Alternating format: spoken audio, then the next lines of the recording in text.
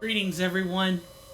Coinstamp180 here, otherwise known as Swirling Vortex '09 on YouTube, and welcome to another episode of Elden Ring Reforged. Last time, which was Wednesday of last week, we went through and started dealing with some of the missing treasures that we wanted to collect. We ended up stopping about midway through. Now we're going to finish up that little journey and hopefully make it to the Ciafra River well today and do everything under there that we can do. I will say immediately, just so we don't get our, knickers tied in a... And that's knickers as in the British term for shorts or underpants or pajamas and not anything else. But before we get ourselves all tied in knots, we can't complete the river well. We will have to come back and go through it a second time later. But when we do get ready to do that again, we'll enter from a different point. We'll be actually in the middle of a quest line when this happens. I mean, like in the smack middle of the quest line, and it'll be fantastic. But until then, we might as well get comfortable and explore what chunks of it we can at the given moment. But how is everyone doing today? For those that are coming in, we have a little prediction going on. And that prediction is, will I get to Stormvale Castle today?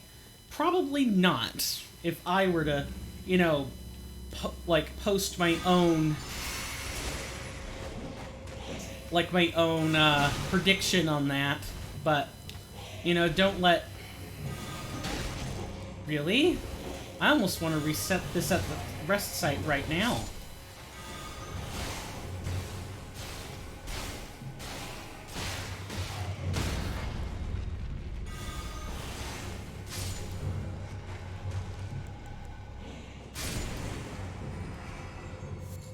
And, oh, right.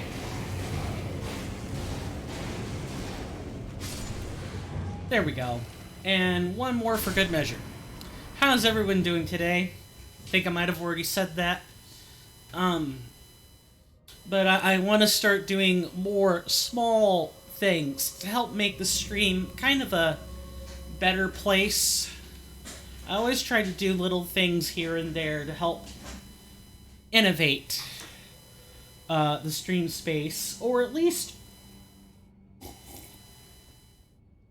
making sure I keep up with the Joneses. That's not an easy thing to do in the streaming world, because the Joneses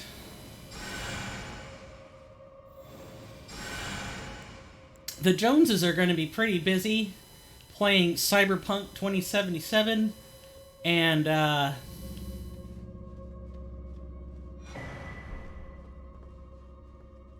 or the latest patch of PUBG, and or insert the latest game titles here. But like Elden Ring is one of the later game titles, but where most people are playing base ER and not Elden Ring Reforged. For those coming in at pretty much the halfway mark in the hour, we are playing Elden Ring Reforged. Elden Ring Reforged is a mod. It is basically becoming an overhaul mod at this point. That still stays true to the vanilla game, but it is starting to step outside of that just ever so slightly, which is just fine. I don't mind if it grows into an overhaul. That's what Cinders was too. It was a modulated adjustment, and then it became, more extensive until it's the Cinders of Dark Souls 3 we know today. And that's another mod package. The mod author for this is Kernifer. Kernifer is a Nexus mod author who only has Elden Ring Reforged as a concurrent ongoing project. Concurrent would imply there are multiple. No, it's just an ongoing project. It's the only one they have. And they are probably one of the most responsive mod authors I think I've ever seen. And of course, the prediction is in. And nobody answered either way, which is fine. I'll get better at managing, be able to contribute toward it. It will not be saved. Go back. Nope. Choose outcome. Reward the viewers who voted for. Okay, I see how this is going to work. We probably won't make it there. Yeah, this isn't a yay or nay, but it is something I thought would be a tiny bit of fun. I'll have to think of some more predictions later on that we can use. Because those predictions will get you amperes, which amperes are the channel currency for this stream. Or, yeah, it's the channel currency. I don't know why I'm doubling down on myself so much. And the channel currency lets you do things like spend 50 amperes and you can ask me anything. Of course, please don't violate terms of service. But, you know, 50 amperes gets you a run-of-the-mill AMA.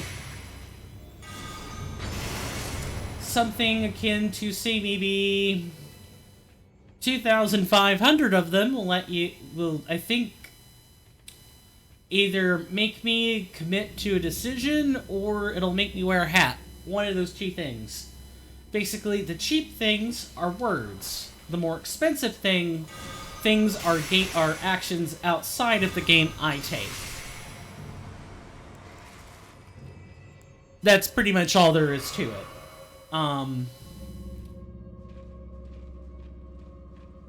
And if you are subbed, you get slightly more amperes than if you aren't subbed, which is fine. I thank anyone who even stops by to lurk. Really appreciate it. No financial support is ever obligated, but there are some perks if you do like the content enough to support it. Support it in that way. First, I'll remind everyone that September is currently going on, so you get 30% off all your subs, all of them, no matter what tier they are, 1 or 3, or anything in between, doesn't matter.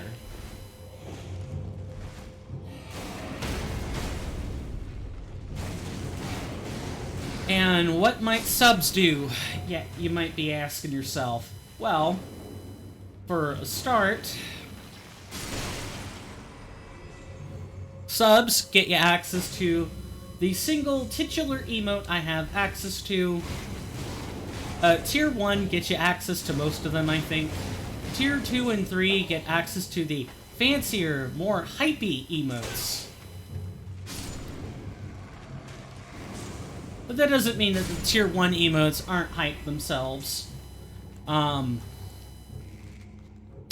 top of emotes and just generating more currency. One other thing that they do is, if you're subbed to me, you don't have ads to worry about. Oh, geez. Yeah, you don't have ads that you need to worry about. You can watch or listen without being interrupted or anything else, really. Which is great. If you like your streamer, a tier 1 sub is all you need in order to avoid ads. Unless Twitch decides to get real deceptive about it.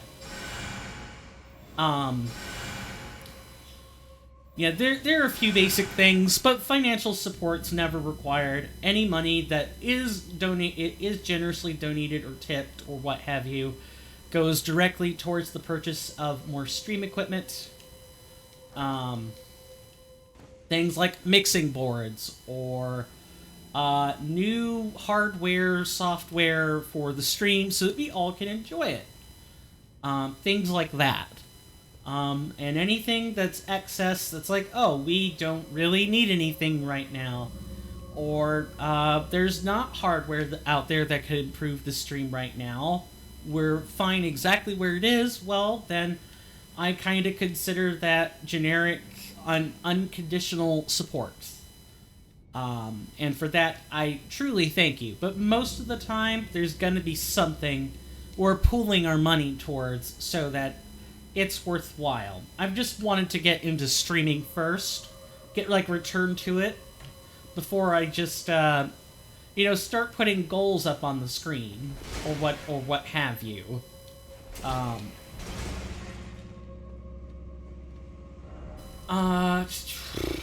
So a bit about Tombs Ward Catacombs. Tombs Ward Catacombs is kind of I wouldn't say it's a confusing place, but it is something you definitely need to keep your eyes on, because there are traps. There are traps here.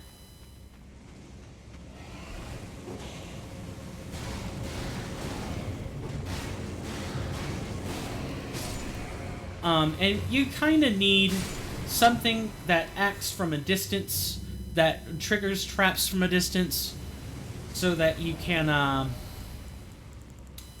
see, even though I can't use it effectively, I should still be able to take care or take advantage of range here. It just might take a second to figure out exactly how to do that.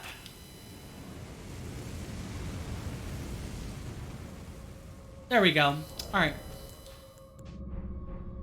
Always, more than any other game in FromSoft's arsenal, or in its franchises and IPs, is the need to carry a ranged weapon for other situations more important than Elden Ring. The ability to set off traps or see how a hallway works when it's trapped it's just so important.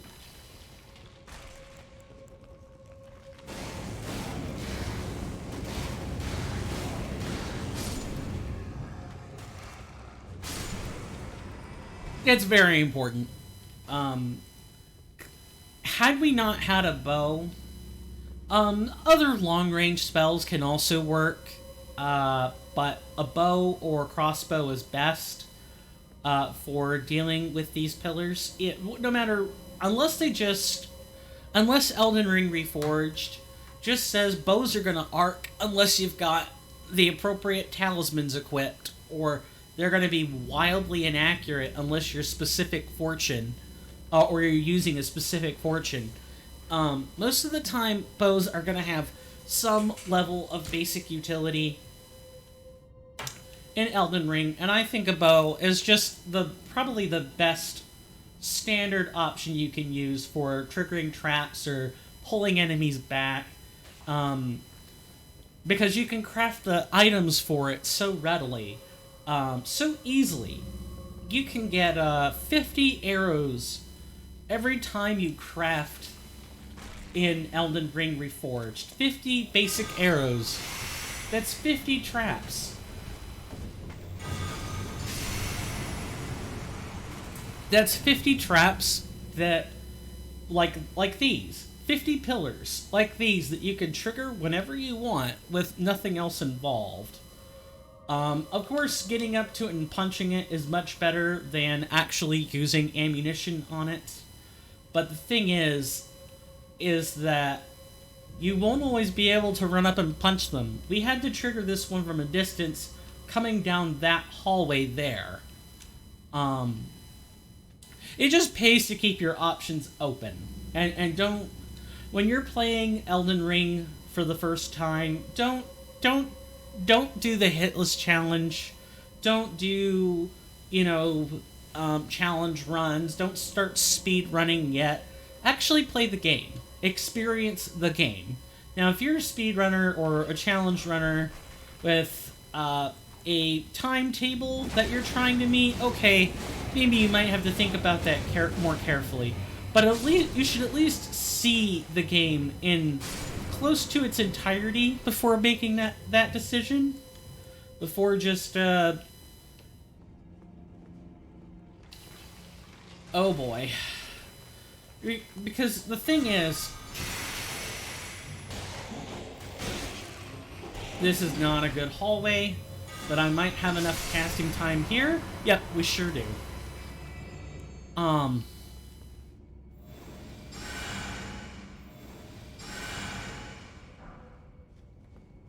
You'll never get the opportunity to pick up on these sorts of tactics if you never actually experiment with the game, and it's always just go time. It's always, if it doesn't actively contribute toward the stated goal of the challenge run or doing speed runs of any kind, I need to get back.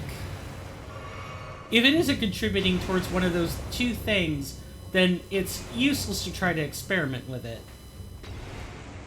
It's one of those...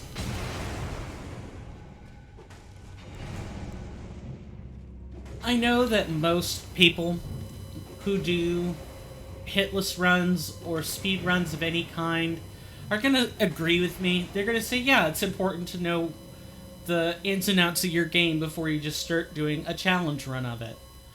No matter what that challenge run is. That way, you know exactly what you can and can't do. And that's easy to say when you don't have a timetable to think about. When there's a timetable to think about, it becomes a little bit more difficult to think about those things, because you've got viewership on the brain. You have, oh, well, I'm working towards this goal of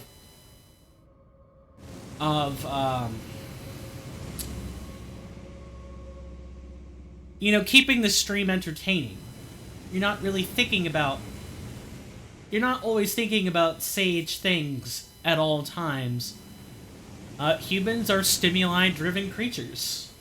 We respond to things that are in front of us. It's easy to forget about the things we should be thinking about retroactively in the back of our heads, or little facts that are important when we're taking our time, but making a decision under duress is always more difficult, for precisely the stated reason I said earlier. Which is why it's so important that you actually repeat these things to yourself when the stress isn't high. That's what I wanted to say.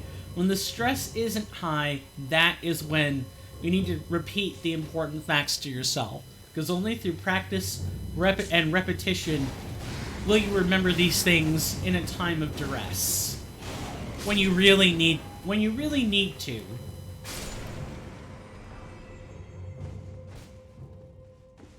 I don't think there are any illusory walls here, but I'm checking just to be sure.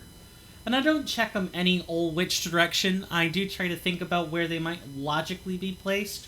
Behind objects is usually a good FromSoft staple, or an innocuous wall behind a corner.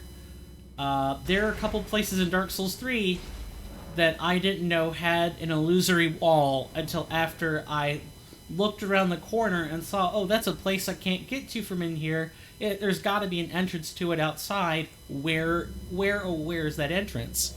Turned out it was an illusory wall hiding the entrance. The point of access you need to get that item or access that passage, etc., etc., etc.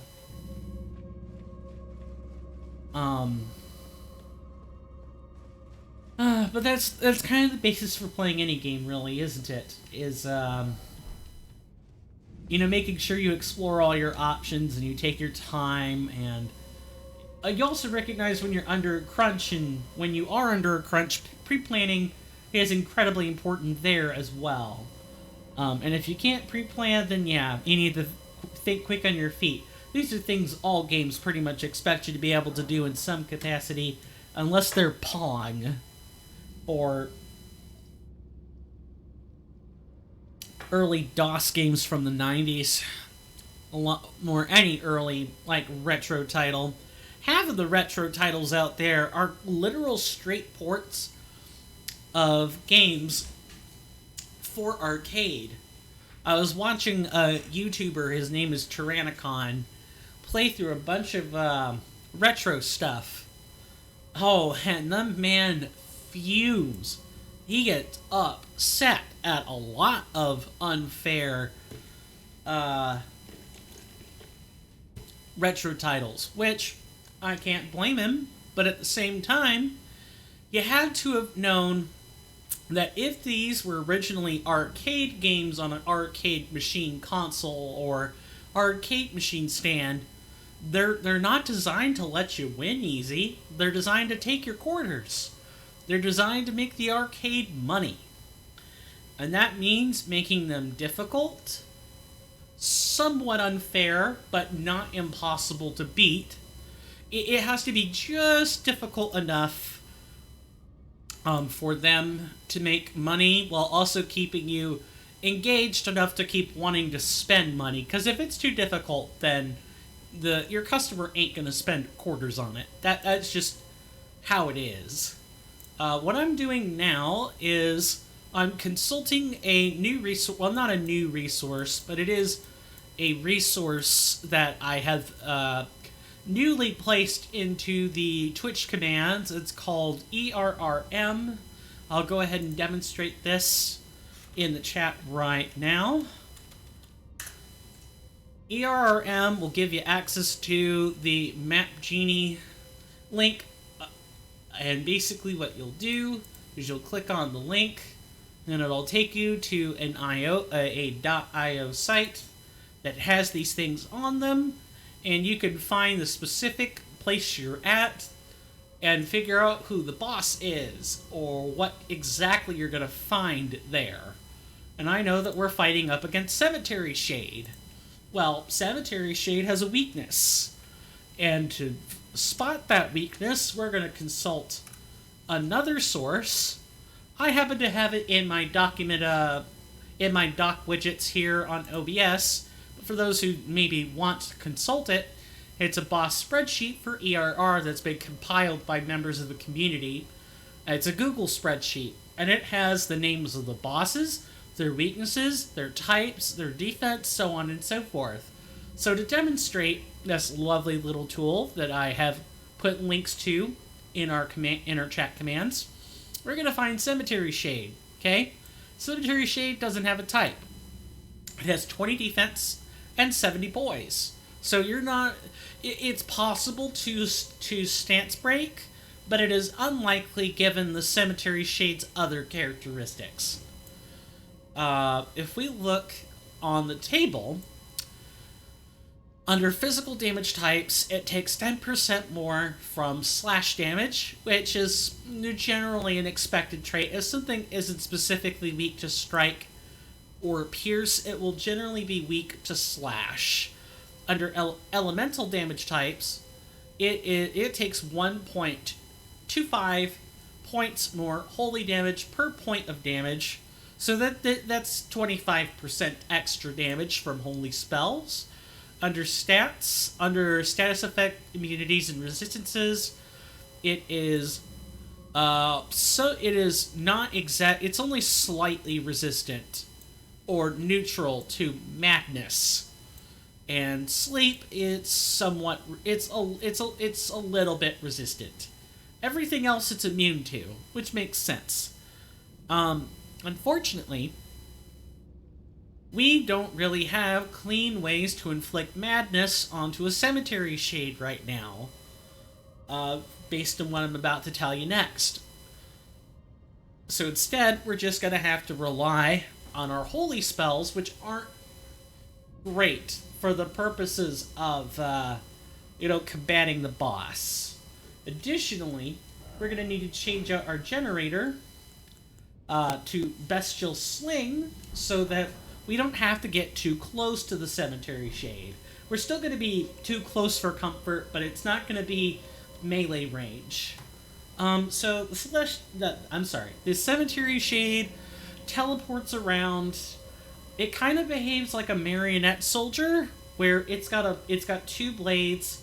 It'll slash at least 2 to 7 times per attack, and all of those inflict blood loss. So once it hits you with a string of attacks, it's over. Kiss your health bar goodbye. And don't forget to tuck it in. With a chain strap. You get my point. Anyway. Don't let this thing hit you. Ever. And I hate to say it, but Litany of Proper Death ain't gonna do it for holy damage. We're gonna have to rely on Discus. Like, yes, Litany is a much better spell, but Litany takes an eon to cast compared to Discus of Light, and this is assuming a relatively low dex modifier right now, or dex score. I assume that as it goes up, Litany will get better compared to the relative faster casting time of Discus of Light, but even so, it's still just much too... It teleports around way too much. It also has one other attack where it'll basically glare at you. It'll like open its head and there's some sort of green light coming out. And if you could get webbed by that, which means you can't move, you spend a long time locked up, you have to mash the triggers or A and B, not both at the same time. Pick either, alternate the trigger presses or alternate A and B, and you'll get out a lot sooner than you otherwise would. Because without doing the escape sequences that I just described, you'll be there until it hits you. And as we've already outlined, having it hit you is a recipe for death. Cemetery Shade, even with help, is definitely going to be a fight I have to concentrate on. So now that I've outlined our general plan of attack, and how dangerous the Cemetery Shade really is, I'm going to focus on this fight, and I will see you guys on the other side of that.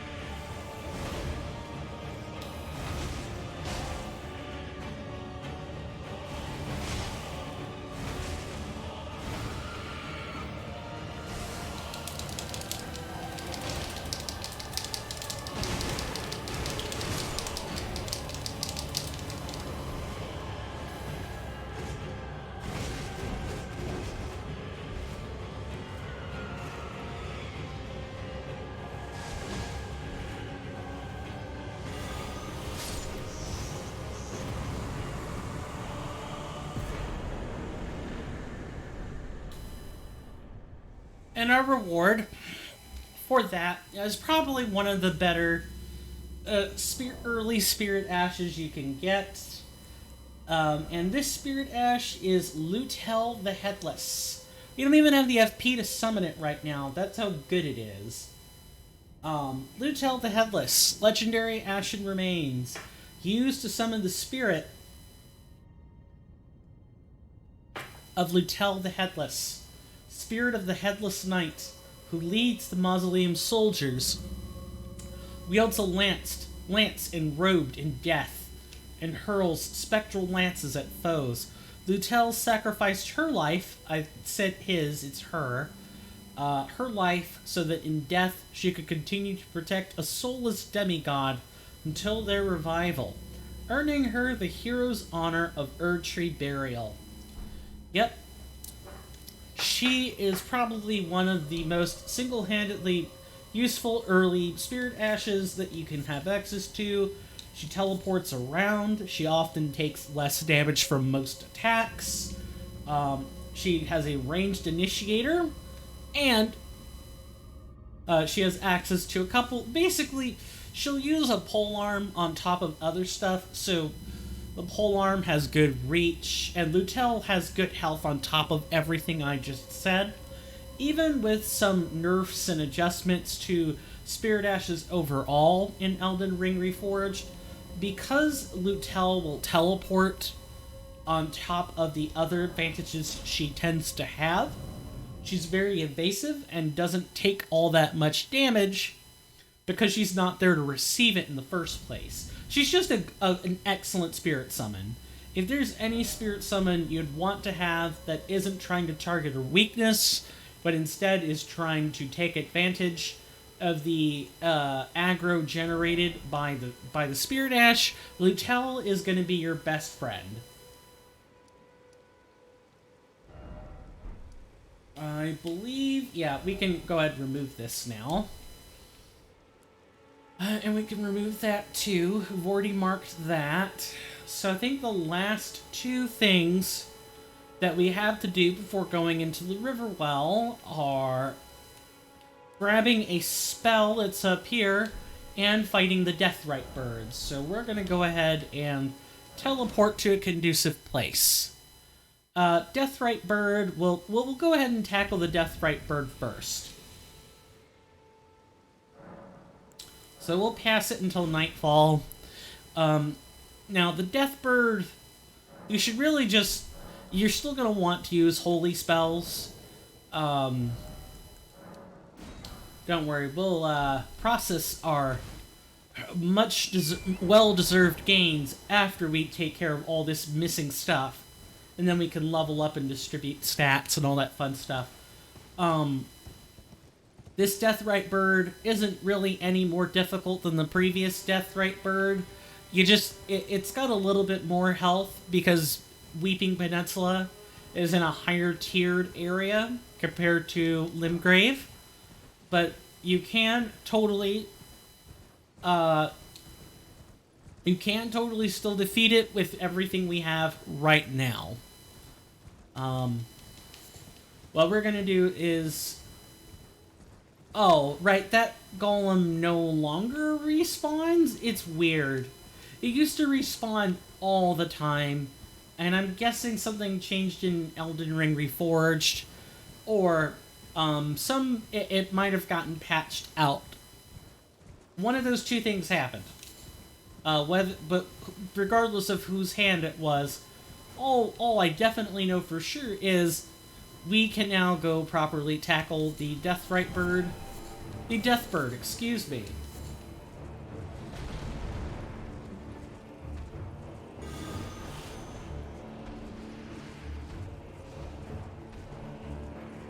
Second verse, same as the first.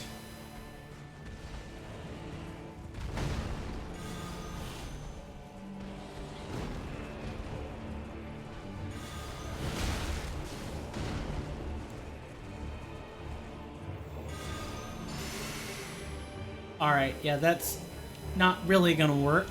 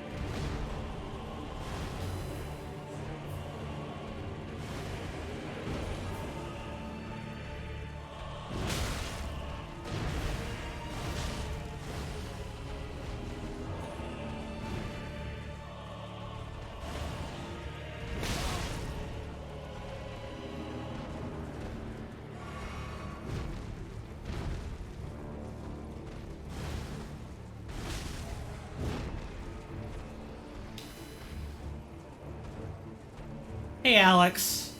I'll be able to reply to you in a far more coherent manner in just 1 second.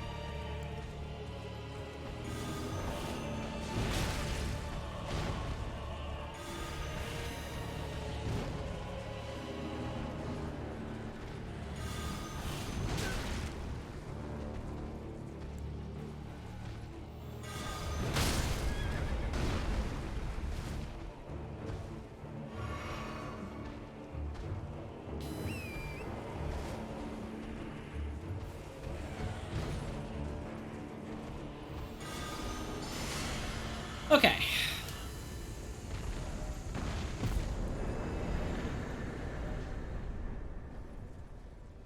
And our reward was an axe. One of the better early game axes you can get. The Sacrificial Ax, I think, was the name. About to find out. Yep. Yeah, it's got nice, it's pretty much a much fancier axe. And on top of that, it restores FP when you slay foes, so it's good for weapon art spam in Elden Ring Reforged. Thank you very much, Alex. And, welcome back. Good to see you. How are you doing? Hope you enjoy your stay while you're here. You haven't missed that much. We just went through and explored the Tombsword Catacombs, beat that boss, got the one of the better early game Spirit Ashes, and then you came in right as we cleared up one of the 2 remaining things before going underground. So you've not missed much. We're about to go grab the other incantation, I think it is. Yeah, we're about to go grab that now, and that should cover anything that isn't part of the underground over here.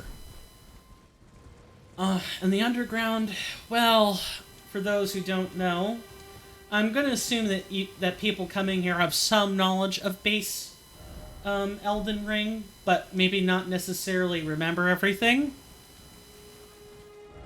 Oh, here we are. Over here. What am I going to use to track it? I might have to just use Bestial Sling here. That is so fast.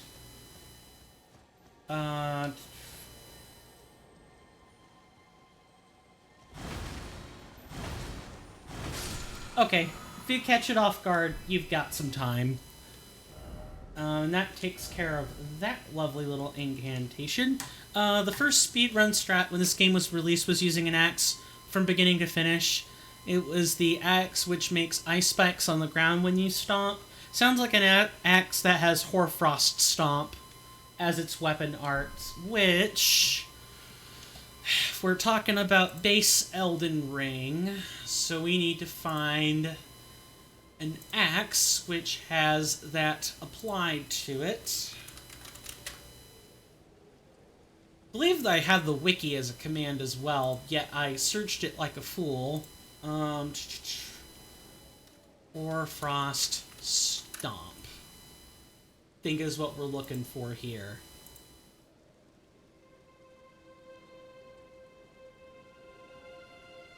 It is the default skill of the Ice Rind Hatchet. That's what we're looking for. I'll go ahead and put that in the chat here so everyone knows what we're talking about.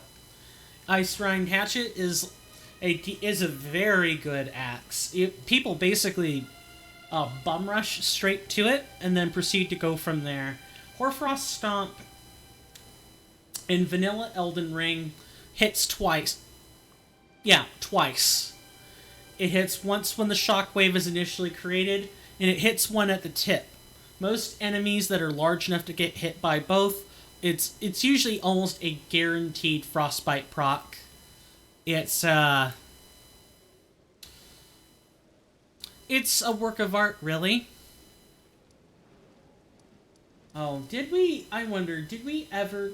No, we did do that. That was one of the things I cleared up much earlier. Oh, I hope I'm not missing on whether I defeated the Crucible Knight or not. I'll have to review episode footage for that. No, I definitely did not mean to rest. This happens sometimes as well. It's classic FromSoft game syndrome where you press an input and like the input has multiple things you can cycle through. So in Dark Souls 2, you had 2 inputs at the bonfire. There was one for resting at the bonfire, and then there was one for activating your torch. In Dark Souls 2, the torch was a item that you activated by using a firefly. It was not a actual real item. You had things that increased the torch timer. Like if you found a torch, then you had a torch timer. But if you wanted to actually use your torch, you needed to do it at the rest site or bonfire, and or you needed a firefly to light it up remotely from anywhere. I am glad that torch system is gone. It wasn't bad. Dark Souls 2 definitely tried to change up a lot of stuff. It's a good game for what it tries to do. But I am glad that torches are an item. I'm glad they are just a thing you can carry, and you don't need to find multiple torch items in order to stack them, so that you can have an hour's worth of torch time, which in Dark Souls 2 sounds like a lot until you realize over half the game's areas are dark. A couple of them are pitch black on purpose, and your only source of light are torches. And your torch maybe goes 5 to 8 meters around your person in that game. So that is not a large distance for torchlight to cover at all. Which means you can be ambushed from literally anywhere. Dark Souls 2, more like Horror Souls 2. Electric Boogaloo, because the original Dark Souls also did this. But at least in Dark Souls 1, it was just bright. Like, yeah, they were dark areas, but it's like Skyrim dark, where Skyrim, when you have super bright settings and you're in dark areas, just kind of makes everything really overcast gray. Yeah, Dark Souls 2 made that worse because the torch was an actually useful item, and it was required to even see. Sounds like a pain? Yeah, I'm glad that's gone. I am glad that's gone. Elden Ring's torch system isn't perfect, but it is definitely leagues better than Dark Souls 2, and is slightly better than Dark Souls 3. Yes, I have. I have, as an individual gamer, I could have swore. Okay, that lift takes a long time to go up, by the way, and I'll be happy to show you guys why. As a gamer, yes, I've beaten all the Dark Souls. 1, 2, and 3. I've not beaten Demon Souls, which is the precursor to the Dark Souls series, and I've not even played Bloodborne. Demon Souls, the remake, is a PlayStation exclusive, and I don't really think emulating the original Demon Souls is a good idea. Bloodborne is a PlayStation exclusive, and it is... it's in the same camp as it's in the same camp as Demon Souls. I look forward to playing those, but I have to wait till I've got the hardware. Sekiro, yes, I have beaten it. Once. And I did the most complicated ending to boot. The one that gets you closest to 100% on my own. On this channel, I think we've just played 1 and 3. For the purposes of like old VODs and stuff, yeah, it should just be 1 and 3. 2 may have had some videos here or there, but 1 and 3 is where the focus definitely was at the time. I'd like to go back and play 2 for you guys on stream sometime.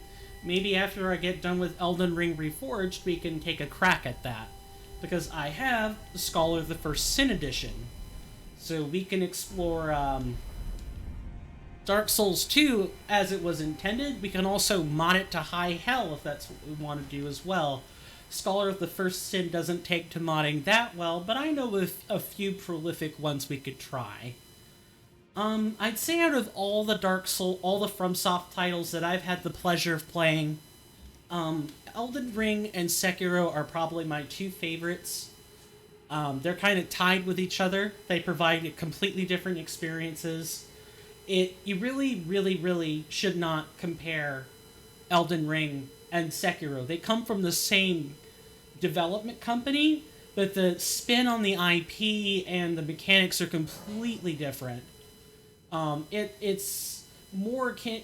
would be more appropriate to say Sekiro is what Dark Souls would be single player if it were sped up, with the speeding up being a good thing, and player balance being not a care or concern in the world. And Dark Souls 3 is right behind Sekiro. Dark Souls 3 was good. And I know that's gonna absolutely tick off the people who much prefer the original Dark Souls to say whatever people are going to take to calling Elden Ring, but companies are allowed to grow and flirt and nourish their own IPs and evolve them in various directions. There's so many things I could say that are far better for Elden Ring if they were also in Dark Souls 1. Again, I've talked about the torch system already, but the rolls are extremely fluid, they're far faster, there's no clunk. Granted, the charm of the Dark Souls series is that it's clunky, it's difficult, it's unfair. That's sort of... Well, and it's unfair in the sense that the controls are stiff. It's not unfair in terms of its boss design. At least in my opinion. I suppose that should be in bold typeface, shouldn't it? You know, disclaimer, this opinion is not, indicative of the company's personal outlook on their games, yada yada, blah blah blah. But moving past that little disclaimer, the charm of the old games is that it was sort of clunky and unfair and arbitrarily difficult. And right now, we live in times where arbitrary difficulty is not seen as a good thing. It's not. That's why we've moved away from... By the way, it's nice that some PlayStation exclusives come on PC as well. Yeah, I'm keeping my eye on the exclusives. If I see Bloodborne show up on PC, I'm getting it. I will sell 2 pints of my own blood just to get it. And I know Blood Plasma will pay somewhere between $150 to $300 US, depending on the quality of your plasma and, what kind of medical condition you have. Obviously, if you have certain genetic or physiological markers, they're not going to let you do it. But my point is, with selling blood plasma being a bit of an extreme case. If I see it, I'm getting it.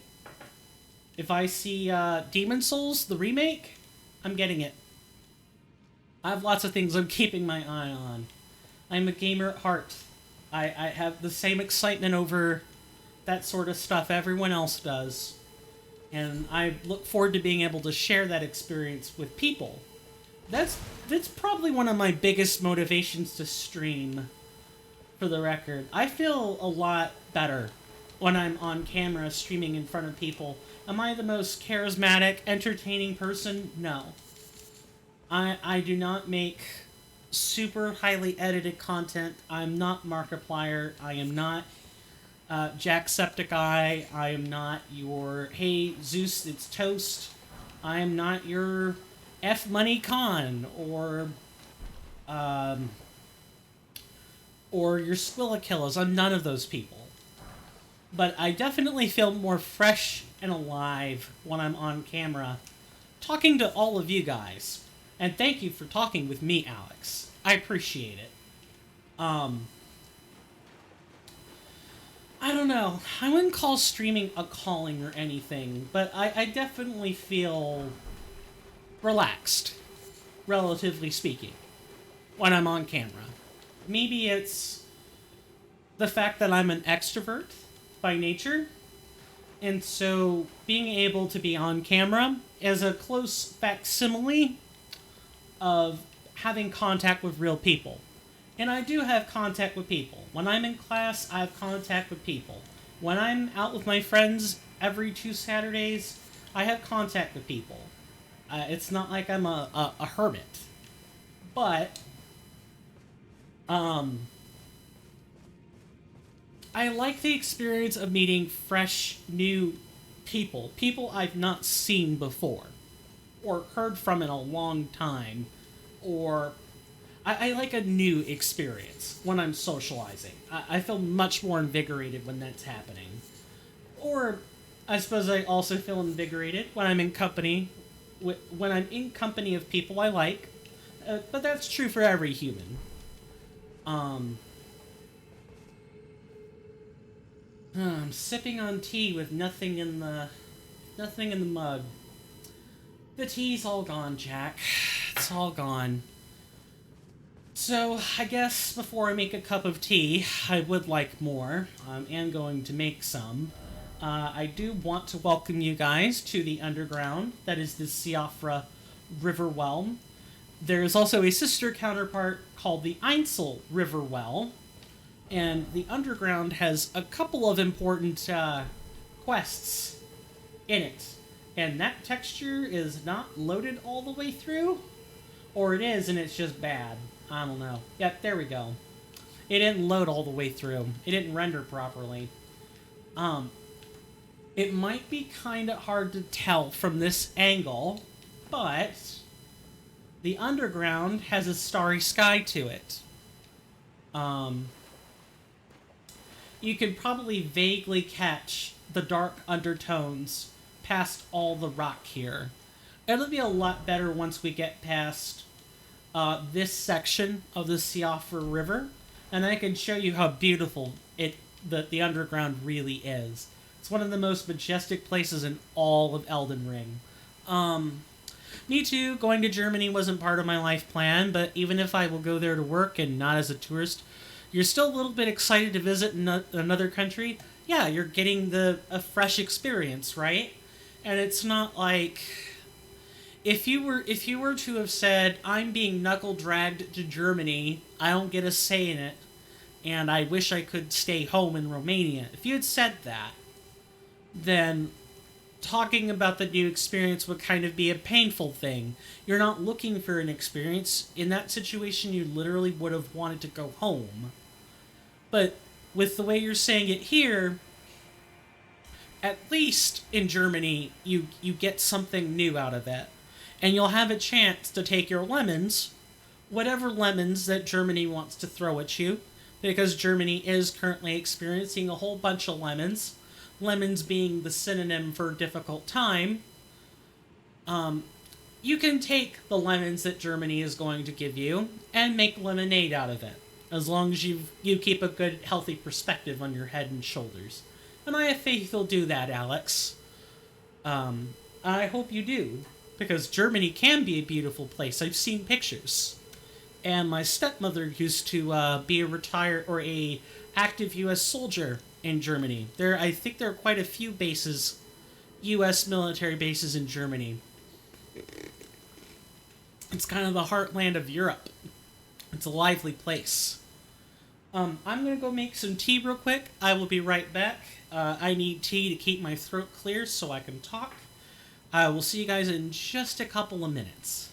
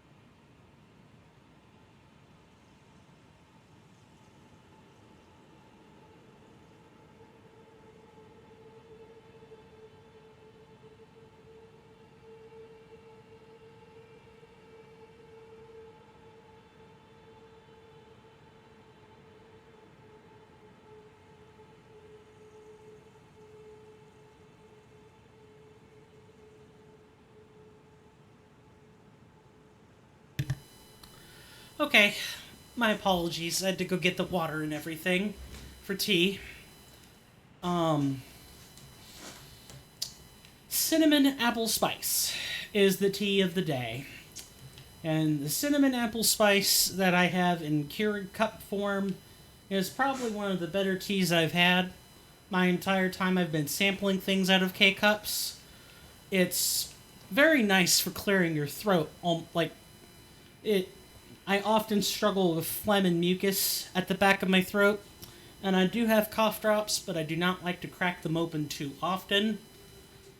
Especially when I don't have a whole bunch of them or they're super sticky, like the ones that I have currently are, for whatever reason. So tea is a nice, good alternative to that. And I much prefer drinking it to having a cough drop in my mouth. Besides, cough drops in one's mouth or any lozenge for that matter will affect people's speech. Very well, Alex. So the Ciafra River well is... It's a very vertical place.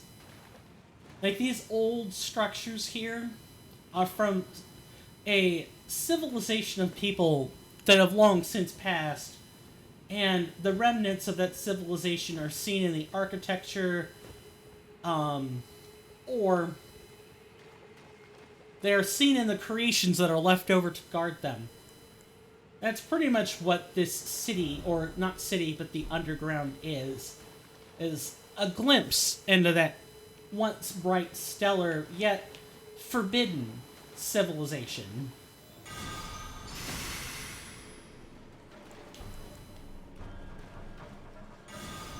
These are Claymen.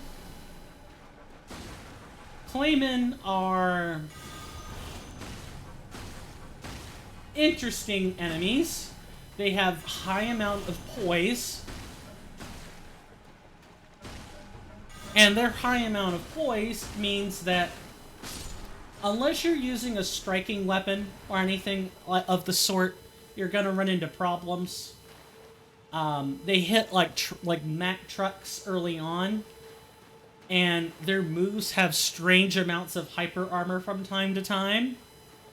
The Claymen with spears are one of those things that they're not necessarily strong, but they can creep on you really quick.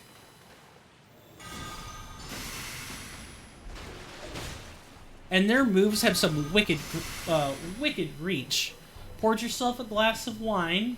Oh, what kind? If you don't mind my asking.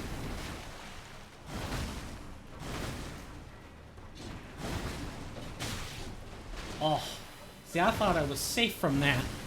But their attacks have some pretty wicked reach. And they hit hard. They're not impossible to dodge, but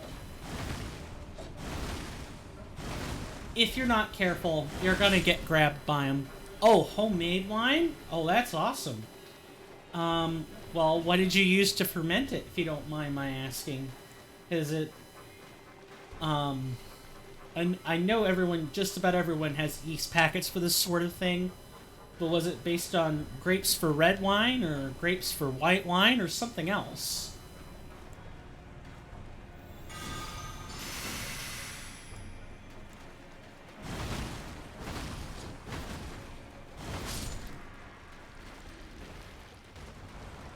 The Clayman, or Claymen, plural, as to be expected, they generally don't take much damage from physical attacks. Like, even with the fact that you have strike weapons, generally speaking, you're still going to be far better off casting spells at these things, or throwing pots at them. Pots that are filled with fire or magic are best for dealing with these.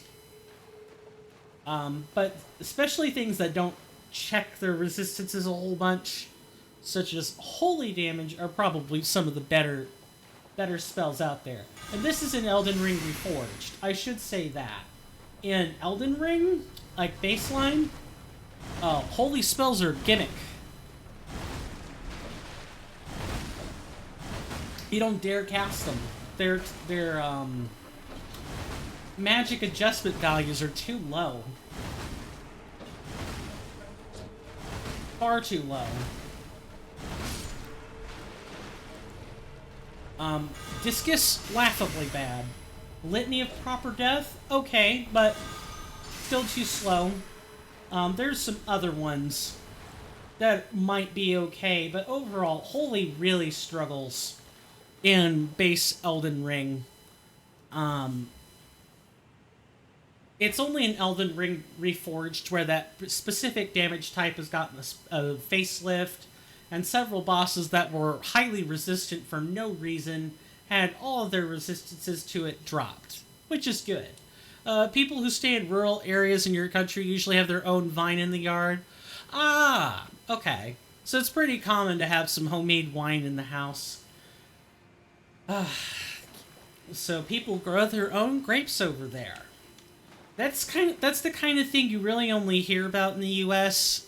when someone is interested in making craft wines or specialty wines, or in the U.S. you can't really brew wine for distribution. You kind of have to brew it for yourself and keep a tight lid on it. It's not quite moonshine levels of you need to keep it quiet, but the U.S. businesses frown on that sort of thing. So, good on you for having some homemade wine.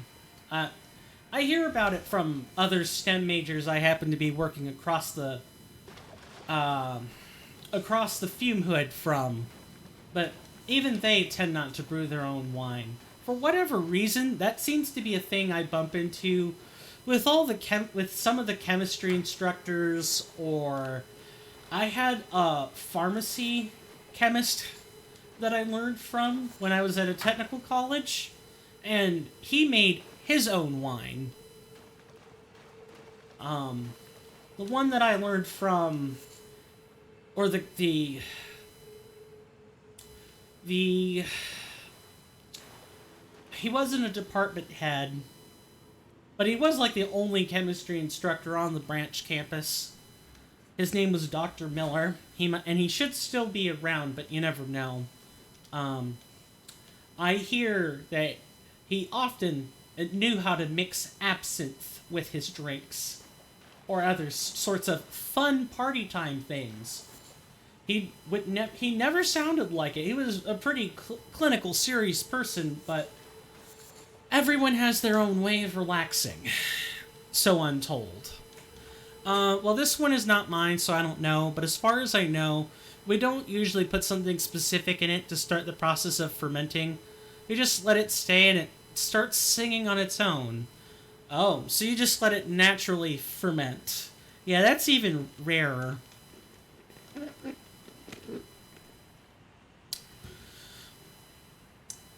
Well, if it's homemade wine, I'll assume because it's a homemade product, the tastes and specific process can vary, but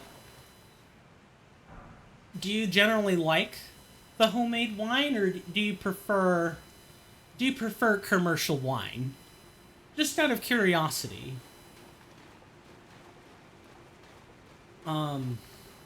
And while I'm letting that conversation continue on, this here is an ambush, a trap. It looks like there's one Clayman, but see these mounds? These mounds indicate that there are more lying in the gills, and that granted, Claymen turn back into these when they die. The texture looks a little different. Let me see if I can show it off real quick. I hope I haven't phased it all out running too far away.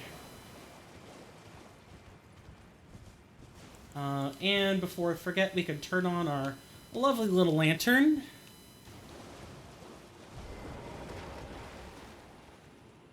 So, when it's in water, it's kind of got this muddy, lower res quality, but once it's completely dry, like a dead Clayman, it kind of looks similar to the stuff on the mausoleum, walking mausoleums. It's very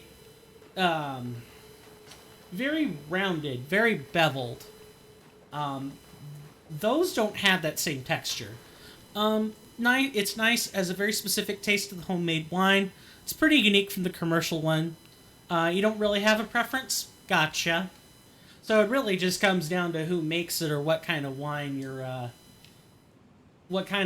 you're into. So, besides wine, have you had any other alcohol? Beer, whiskey, tequila, any of that sort of stuff? Not trying to pry, but it is in the same natural vein of conversation we're having when it comes to alcohol. I've only had a few alcohols in my lifetime, and I don't... drinking is one of those things that, as much as I love to be, on camera long enough for people to experience it, I go to Night Night or Dreamland when I drink. A couple thimblefuls of wine, that's about the only thing I can stomach. And it's bedtime. Or Red's Apple Ale. That's about the only other thing I could stomach. I start drinking a few sips of that, out like a light. Can't drink it. Well, I can, but, if I'm gonna be asleep, what's the point? And that just seems like a waste of good alcohol.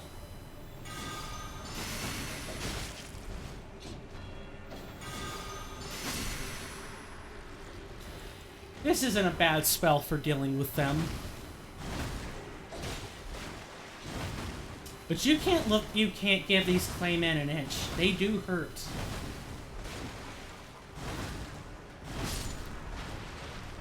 It would be nice if I had a higher tolerance for alcohol, but everyone tells me that I'm far better with the low tolerance I have here. Mainly because it gets me into less trouble.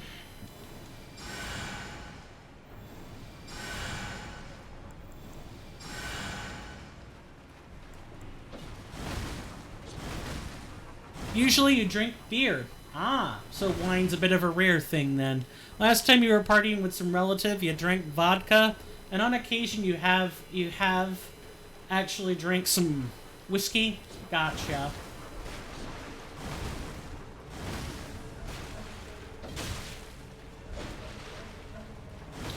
Beer tastes very brackish to me. I can't say I like it.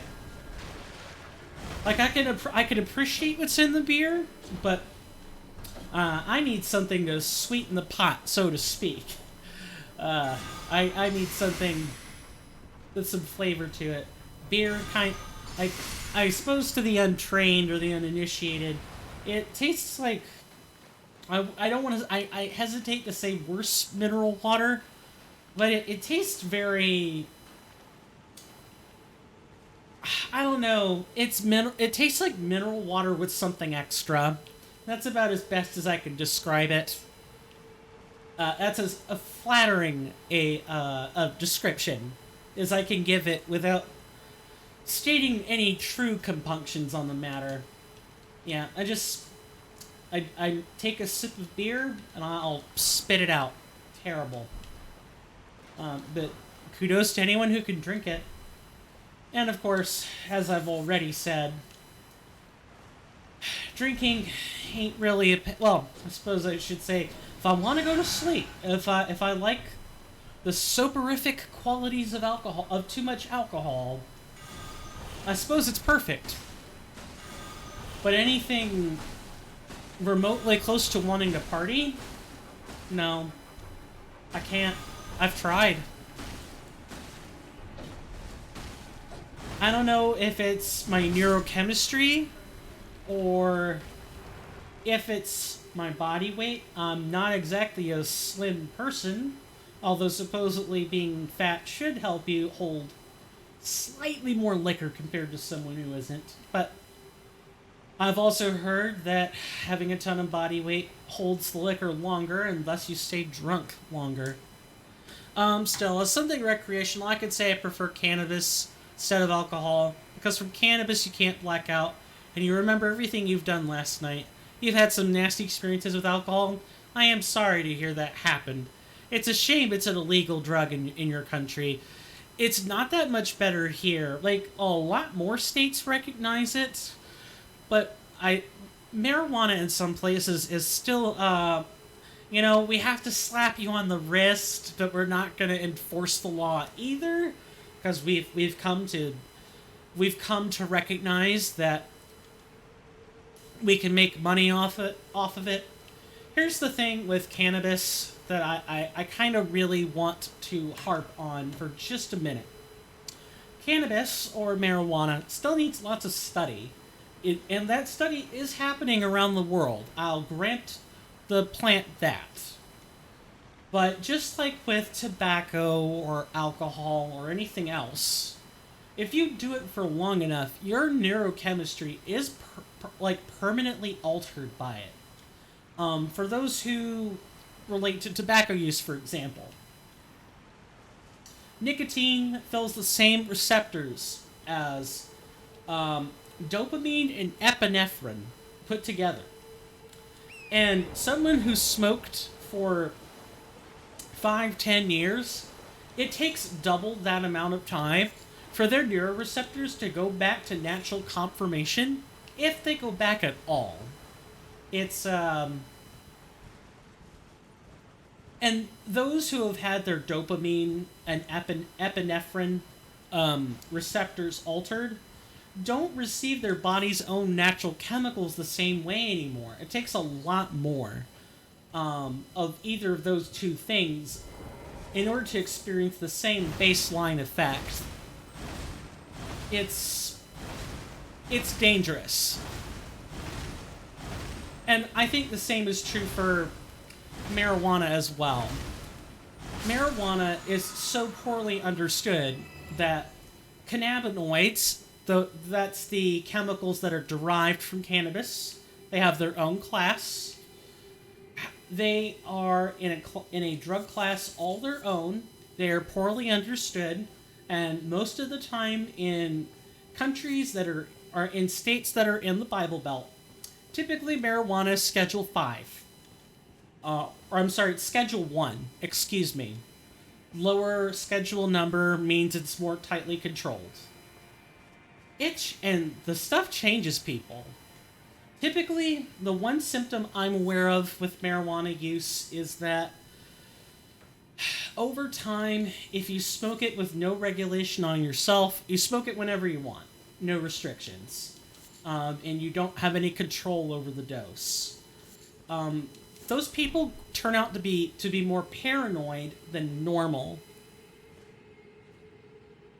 Was it the marijuana you said that alters dopamine? No. Marijuana alters different receptors. Nicotine is what alters the receptors of dopamine. And that's from tobacco, not marijuana. I'm probably talking 50 miles a minute, and I should slow down. That way I don't lose people. So good on you for asking that question. But yeah. Nicotine is the one I'm talking about when I'm saying that dopamine is altered. Like, dopamine receptors are altered by it. And drug use does take time for that. It does take time for that to show up. It's not like, oh, I smoked 20 in a day. Congratulations, your receptors are permanently altered. There might be some misfolding, or, some enzymes aren't correct, but aren't folded correctly, but the type of long-term changes to the neuroreceptors I'm talking about come from years of repeating it. And I'm saying, what I'm saying by saying that is that marijuana or cannabinoid compounds are just like that. They alter different classes of neuroreceptors and alter more of them, quite frankly. I'd have to pull up the specific article regarding THC or CBD. Those are the two main compounds that are used from marijuana. They both alter different receptors, and I could say with some amount of confidence that CBD is such a large molecule. It's such a large molecule that your liver can't even break it down. If you want better absorption, you quite literally have to invest in what they're now calling micro or nano CBD. I suppose I can do this real quick. Let's pull up the molecule for this really quick. Because I want to, I really want to show the particular, just how big the molecule is. Is it cannabidiol? Yeah, nicotine is nasty. You do smoke sometimes, but it's better to stay away from it. Yeah, and I'm not trying to shame people by talking about cannabidiol and saying don't smoke it. I'm not trying to do that. What I am saying is just like any other drug, smoking it for a long period without understanding what it does to you will have a similar effect as if you smoked tobacco. Just replace some effects with some side effects with some other side effects. This is probably as much of a picture as I'm going to get about this. I don't want the site, I want the image. Image in new tab. Here we are. Yeah, this is cannabidiol. THC is a different kind of molecule. In fact, I'm going to go ahead and duplicate the tab real quick. I'll have to edit this VOD today instead of tetrahydro cannab. Oh, wow, I cannot spell this. Open link in a new image. There we go. So, let's see. Looking at the difference between these two molecules, that's kind of hard to tell. All right, so THC is lacking some hydroxyl groups and some other stuff. The whole point in flashing these molecular formulas is to say that your body has a hard time breaking some of that stuff down.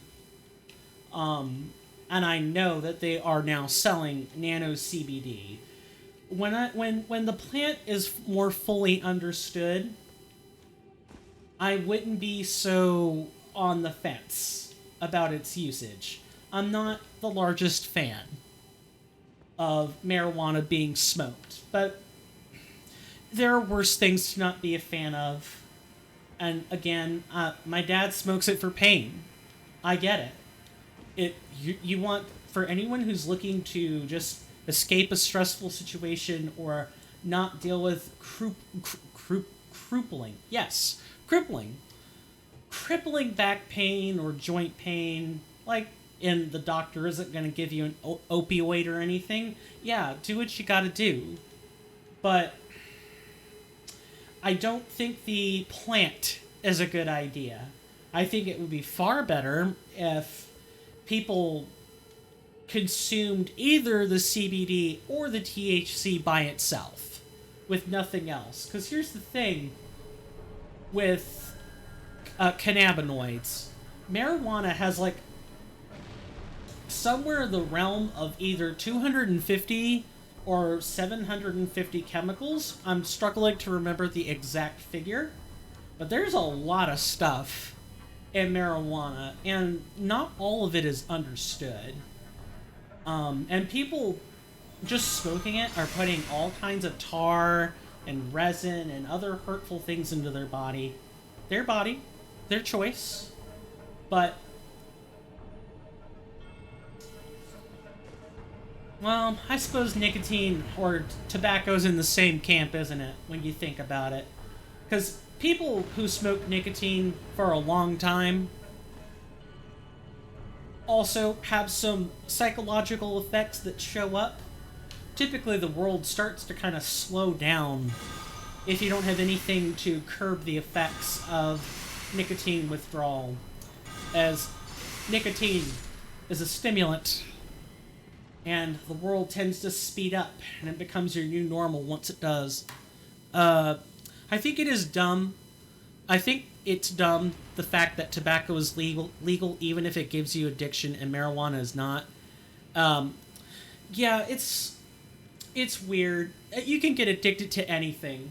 Marijuana has to be consumed in massive quantities to get an addiction. I grant that. But it is still possible. Some people can enjoy the more mentally mind altering.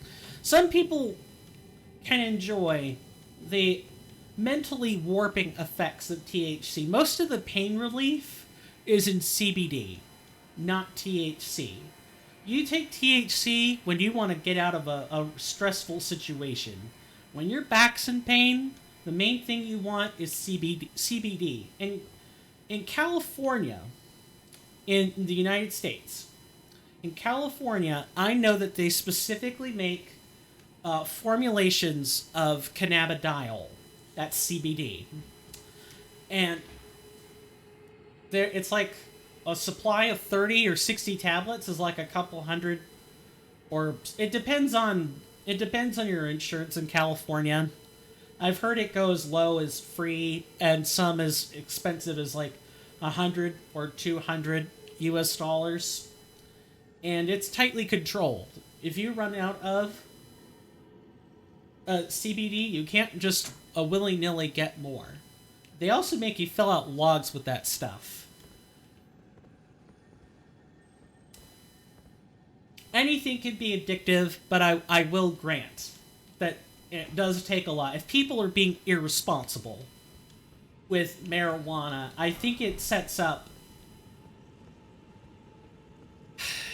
It's setting yourself up to fail, to be in a bad situation. Granted, the same is true of tobacco and alcohol and all these other things. I'd really love to give whoever decided that tobacco and alcohol have such large places in today's culture, I'd really like to give them a slideshow or pictures or paintings of what people do with it today. And maybe the horror of it would have changed their minds. I suppose it's the same. It's a similar argument for like guns and stuff, where like it's not the gun's fault. It's the person's fault. It's the person's fault if they're abusing a substance or misusing it in some way that makes them respond in certain ways when they're addicted or they become addicted. But escapism, unchecked escapism also causes that, because people will literally do anything to keep from facing their greatest fears or their most crippling pain. They'd rather smoke the stuff or take CBD, THC. They'd rather do that because when it's controlled, it helps them live a somewhat normalized life. And they don't have to be reminded of the pain or the fear they're feeling all the time. But of course, when taken to extremes, or when when usage goes unchecked, that's when it's a problem. So I suppose my ultimate goal, in even saying all that, is not to disparage anyone from doing what they need to do to live a normal life. It's, be careful with the food and drink you consume, the alcohol and tobacco and the other recreational drugs you consume. Be careful with that stuff.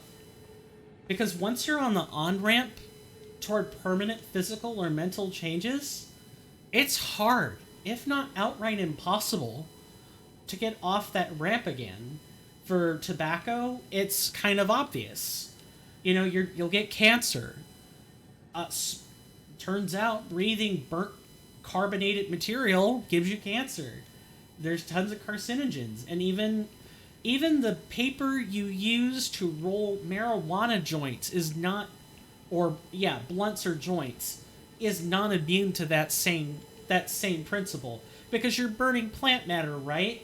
And because you're burning plant matter, you're producing a bunch of free radicals and other dangerous molecules that, when put into your body, cause all kinds of proteinaceous or protein-based misfolds. It can wreak havoc on your body. Just be careful. Anything that is a medicine is a poison at a different dose.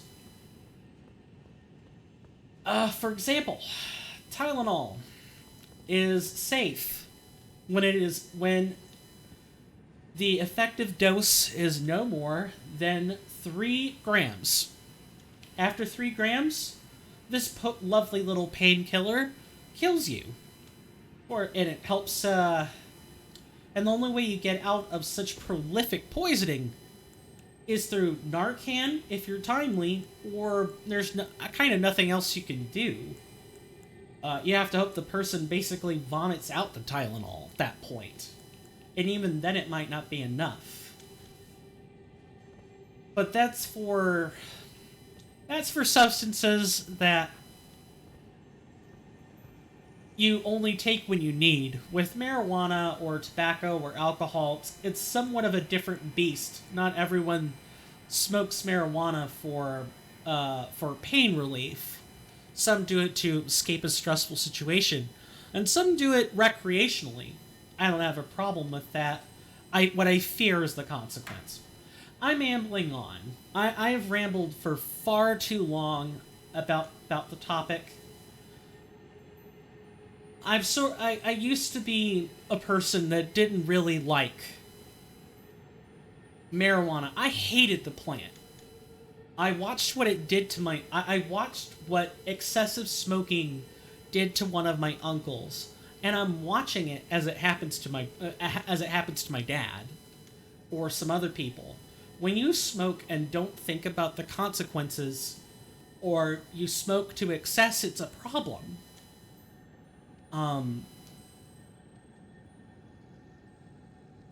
Because I've watched these men in my life who were important go from being relatively sure and confident of themselves to, at some points, it's like a switch flips, like something stressful will happen and they become a different person.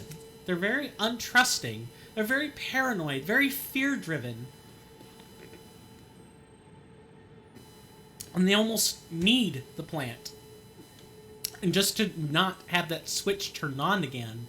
You consume marijuana just a few times with friends. Being illegal in Romania, I don't really want to get involved in dealers. Understandable, because it can go bad. Even a small quantity of it can get you in trouble with the police. Yeah, that sounds like the U.S. about 10 years ago, where a couple of milligrams of the stuff was enough to get you a year at the local prison. And a few grams was enough to get you 5 or 10 in the jail. So I can definitely understand that. Hopefully the world will be in a better place with marijuana. And it'll be a more well-understood medicine. Because smoking the plant has untold consequences. When you know that the healing properties are in specific compounds, you can take exactly that, and it'll be fine. Although maybe with enough understanding, we can start to understand the whole plant, and not just specific components, but how it all kind of ties in together.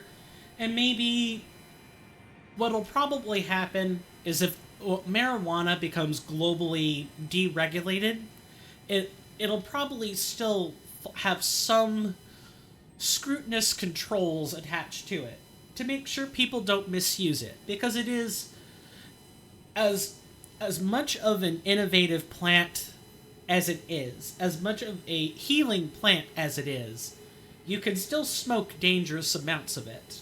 It should be regulated. How much is going to depend on the culture of the people involved in smoking the plant, but also like the general tendency of the country in which the plant is grown. Like, there's not going to be a one-size-fits-all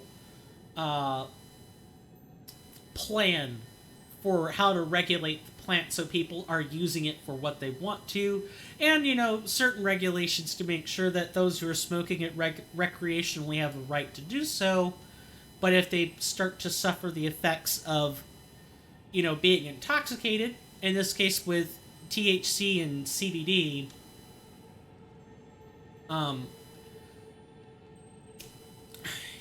I hesitate to use the word punish. It's not the right word, but legally handle those things.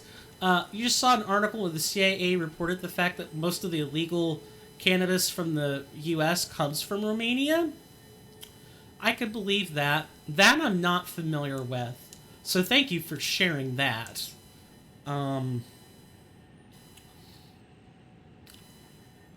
Yeah, it's not a uniform. Not all 50 states or 52 states. Not all the states of the United States have it legal yet. We're still kind of fighting that battle as a country. There's a lot of things being fought over in the U.S. right now.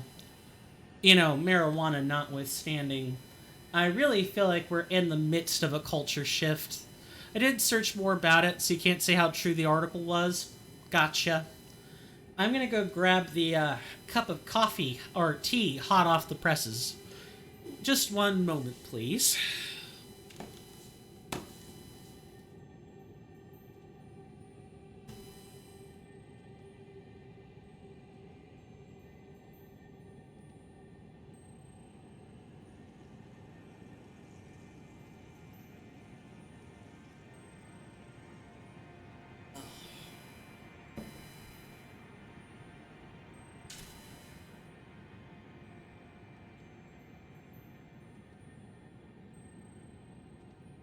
Much better.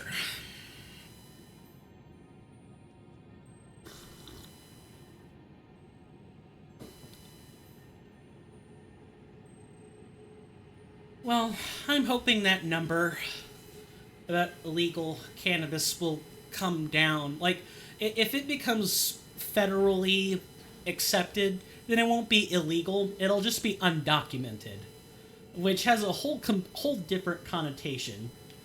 But that kind of requires that either there's a massive cultural shift in the US, or it requires that there's a winner and there's a loser for the current cultural war going on in the US. This particular teardrop scarab contains a spell that we've been looking for. It's best if you jump onto this pillar here. It's even better if you actually have an option not to jump down there, but we kind of have no choice but to do that. So I'm going to concentrate on this jump real quick, and then we'll go from there.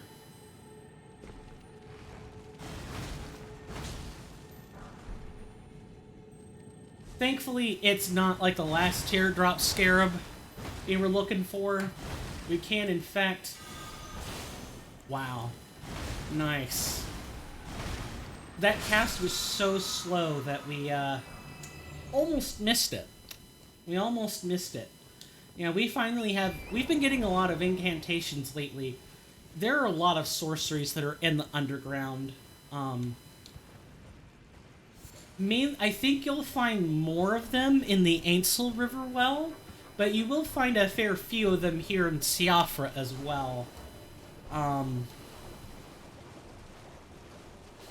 If for those that were kind of like wondering what the heck were we standing on top of, that's what it was. It was a spell. I'm not really sure how much more ammunition on the subject of cannabis I have. I'm hoping that I'll bump into it after I get done with college. I doubt THC and CBD are a highly regulated thing in states where it's legal. And you kind of have to get patents and all kinds of government permission just to do research and get funding off of it. You'll hear a lot more about that sort of thing from, say, Israel or maybe Germany or some other places that don't have such strict bars of entry on marijuana research.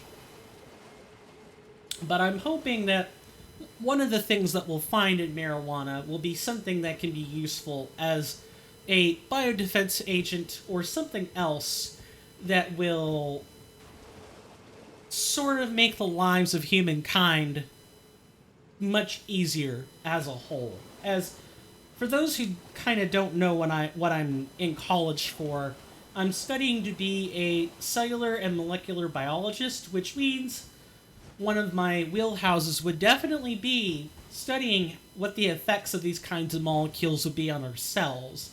If someone tried to weaponize tetrahydrocannabinol by changing its form in such a way that it's lethal to us, or It doesn't even have to be lethal. If someone trying to basically put the entirety of the U.S. into a marijuana-induced coma, I'd be the first person looking into it and know about it. But getting research for that sort of thing is... Getting approval for that kind of research is infamously difficult, depending on your state. I'd probably have to move somewhere like New York or California if I wanted to look into that, where the bar to entry is much lower. Canada and the Netherlands, probably. Or is it Sweden? Or is it Norway? It's one of these other northern European countries that I know have pretty lax policies about marijuana, or it's entirely legal. Like, there's no limit on the amount of recreational marijuana you can have. And research in those countries would doubtlessly be much easier there. But, THC is a super complex molecule. Goodness me, it's time for more tea.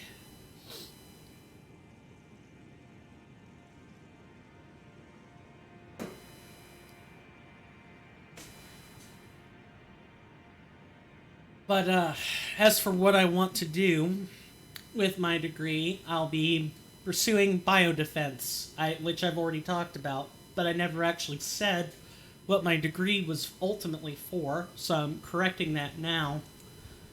And my goal is to open one of the first international biodefense firms. Currently, and for very good reason, biodefense is a thing handled by each separate country. So the U.S. has the CDCP, or the Center for Disease Prevention and Control. That's what that ultimately stands for. Canada has one. The Netherlands has one. Every country that has a medical institution should have one, or something that functions in a similar way to that. And pretty much every country in the books should also have something similar to the National Institute of Health, or some organization that mirrors it. You'll look into it. To be fair, I don't know about other European countries apart from the Netherlands that has legal marijuana. Yeah. And it's one of those, I'm speaking entirely from memory and what people have told me, so it's entirely possible I'm completely off base. I do not mind being proven wrong. That's how we grow as a society, and any scientist worth their salt would tell you I'd rather be wrong 1,000 times than to be right 10 times or later be proven wrong 1,000 times. You learn a lot more from that sort of thing. I'm going in circles. Let me fix that. So once we get past this section of the Ciafra River well, there'll be a big giant clearing where we can kind of discuss some more things about it. This one's kind of like, it's a small courtyard. It gives you just a taste of what you can expect. It gives you a small taste of what you could expect from the underground, where you're going to be seeing these Claymen a lot.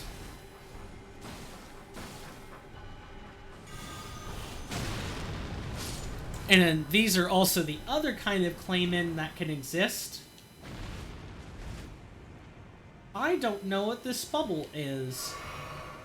I remember there being something patch specific about ERR that modifies the oracular bubble. Let me look at that real quick. So, this is another time I get to show off the resources that I've put together for us. If we type !ERRC, no quotes, I have a document here that they've put together that lets us look at the changelog. And the complete changelog will go over any alterations made to spells or anything of the sort. What I'm looking for are sorceries. And the specific sorcery in question is the Great Oracular Bubble.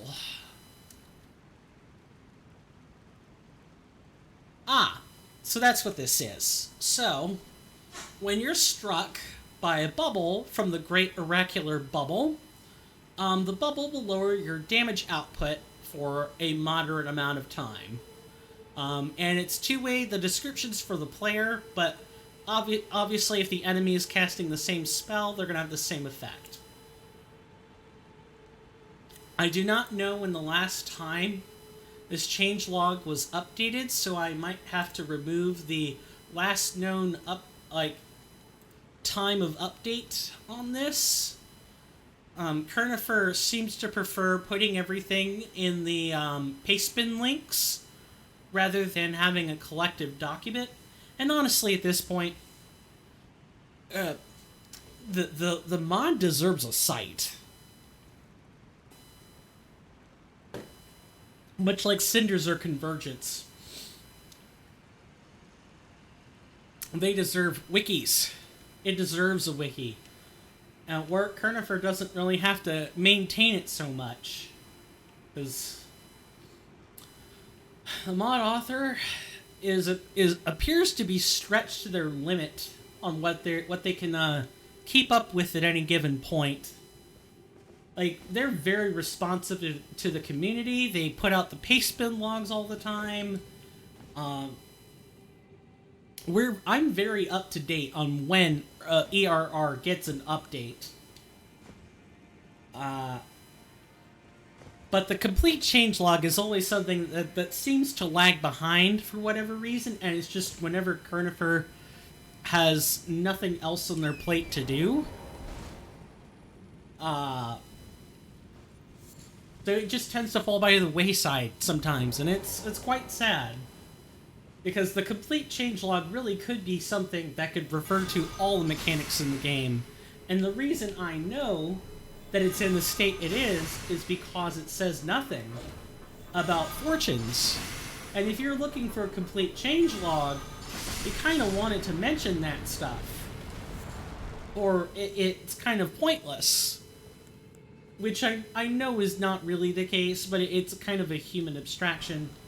Or, a general sentiment that what's the point in updating something or having a compendium of changes made to the game if it doesn't properly reflect those changes? I'm not trying to attack Kernifer. I'm raising logical points here. It would be far better if that effort were turned over to someone Kernifer could trust. And that's probably the most stress-inducing part about it, is if Kernifer is looking to do that, we do not know who this person is. We have no idea. Like, we don't know who they are. We don't... Oh, God. That could have been really bad.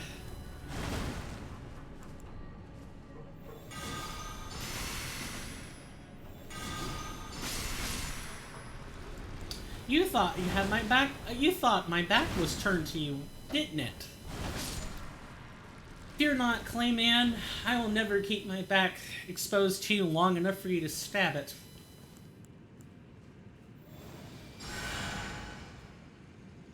But more about what my degree or my education path is for, because we keep going through these conversations and never finishing them. My fault, not yours. Is that kind of knowledge is not something... It's more efficient for the human species if it were... Like, you can have as many of these branch agencies as you want, but there really should just be a place for all humans to gather, so that sort of knowledge can be properly disseminated. Plus, what if we bump into a hostile species who intends to threaten us with weapons of bioterrorism? It would be more useful if we had a species-wide countermeasure to that. It's not that we want to assume our alien neighbors would trifle with us for a malicious reason, although those reasons do exist. It's more that you don't wait for the enemy to have a hypersonic missile before you start working on hypersonic missile defense systems. You don't wait for an alien species to show up that has technology beyond yours to start forging species-wide defenses to that. Because we are a uniplanetary species. If Earth tanks it, that's it. There's nowhere else. We're trying to change that, and I think it's good that we do, because self-preservation and all that, but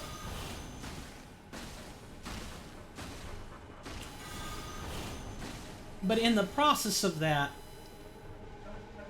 if we don't update our defenses to go along with that, what's the point? Found nothing about a North European country with legal marijuana, but you think the possession should at least be decriminalized? Yeah. I think you and I can at least agree there. Decriminalizing marijuana is good for a multitude of things. The only thing it would probably hurt is the prison or, like, jailing industry, but honestly, that should not be an industry. There shouldn't be private prisons where people are basically paid to keep a certain number of inmates in at all times. That causes people to be arrested on quota rather than for a crime they actually committed. Which, that's just nuts. Like, if you can't trust the government, then I guess something has to give, but because there's some governments I wouldn't trust, including the U.S. I would not trust them with a government-wide, like, prison reform. Because the thing about the U.S. is that the outlook can change every 4 years, and that means any reforms that are made are things that would be repealed through the same processes in the next 4. Because we don't do things like Britain does it, where Britain elects a party, or England elects a party, and that party gets things done.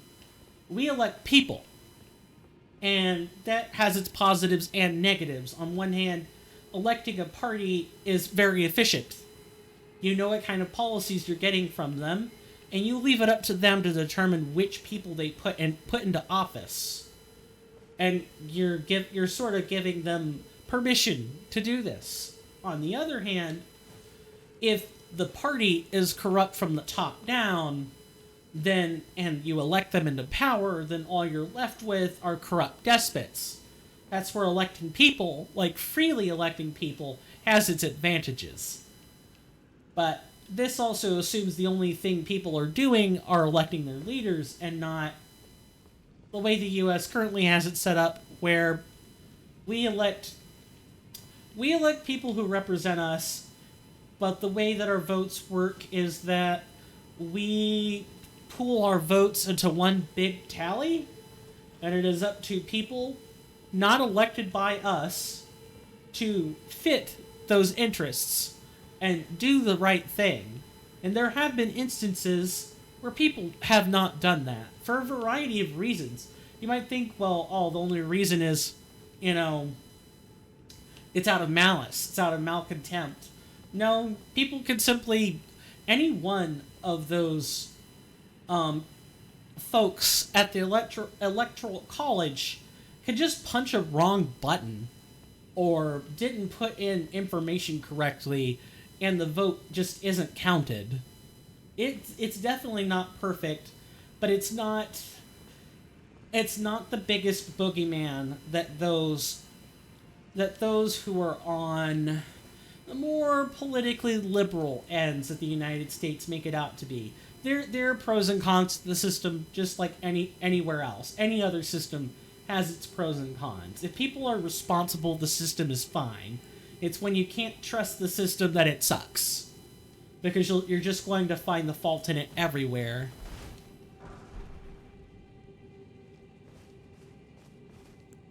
In our country, government is a mess. I've heard. A lot of the people who have the power are functional illiterates. They vote a lot of laws which benefit them. That's why a lot of Romanians have moved out of the country. I've heard. I've seen the reports. It's awful. It reminds me of the same sorts of reports you hear out of Turkey or Argentina sometimes, where like even though people aren't leaving, taxes are exorbitantly high, and those governments don't always spend that money responsibly.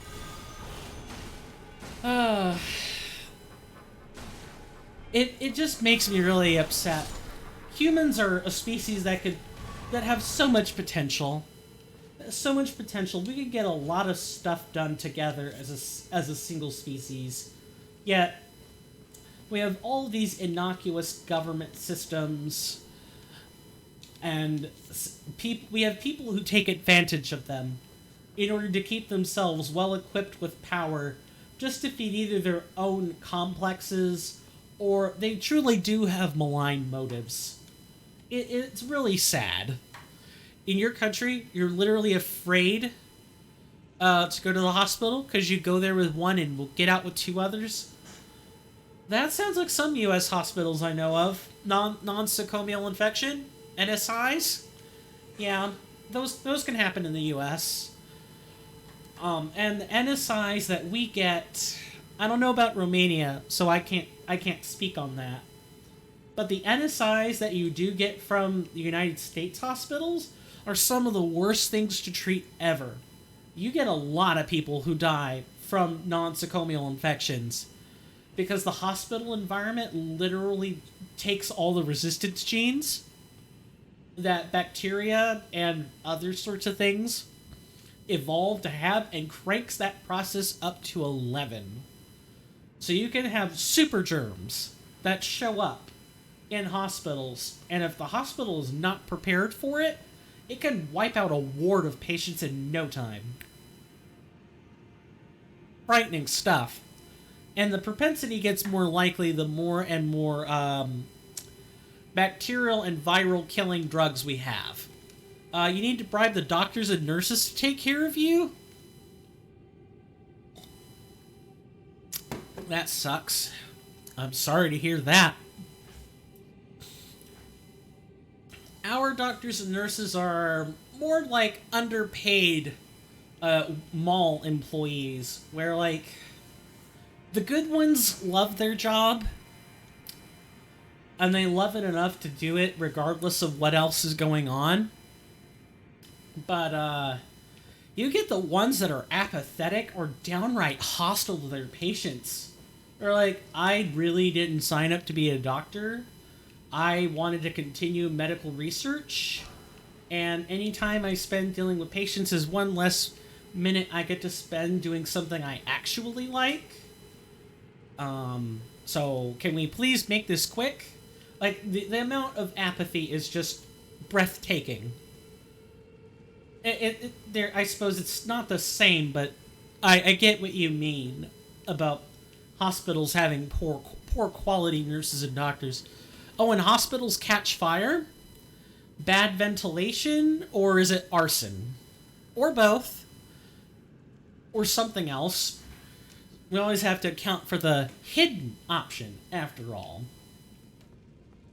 Out of all the things I'd like to hear, I would much prefer to hear it's because the buildings aren't up to code. And not, oh, people are just lighting hospitals on fire. One makes me sick to my stomach, and I think people can guess which one that is. As someone who is probably going into medicine in some capacity, I really don't like to hear that. Before I started studying to be a cellular and molecular biologist, I was in the pharmaceutical industry as a pharm tech. Meaning, I'm the one who would have been handing out medicine to their patients and literally asking 100 times in a single office visit, do you understand the medication you're taking? Do you have any questions? Do you need to go call the pharmacist? Do you need to talk to your doctor? Do you need me to call your insurance for you? Do you understand about your Medicaid Part D? Do you understand about Medicaid Part C?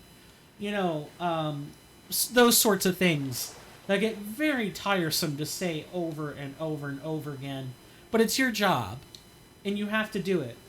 Because the doctors and the pharmacists are busy handling, like, indoor patients and making sure that the prescriptions are written up correctly.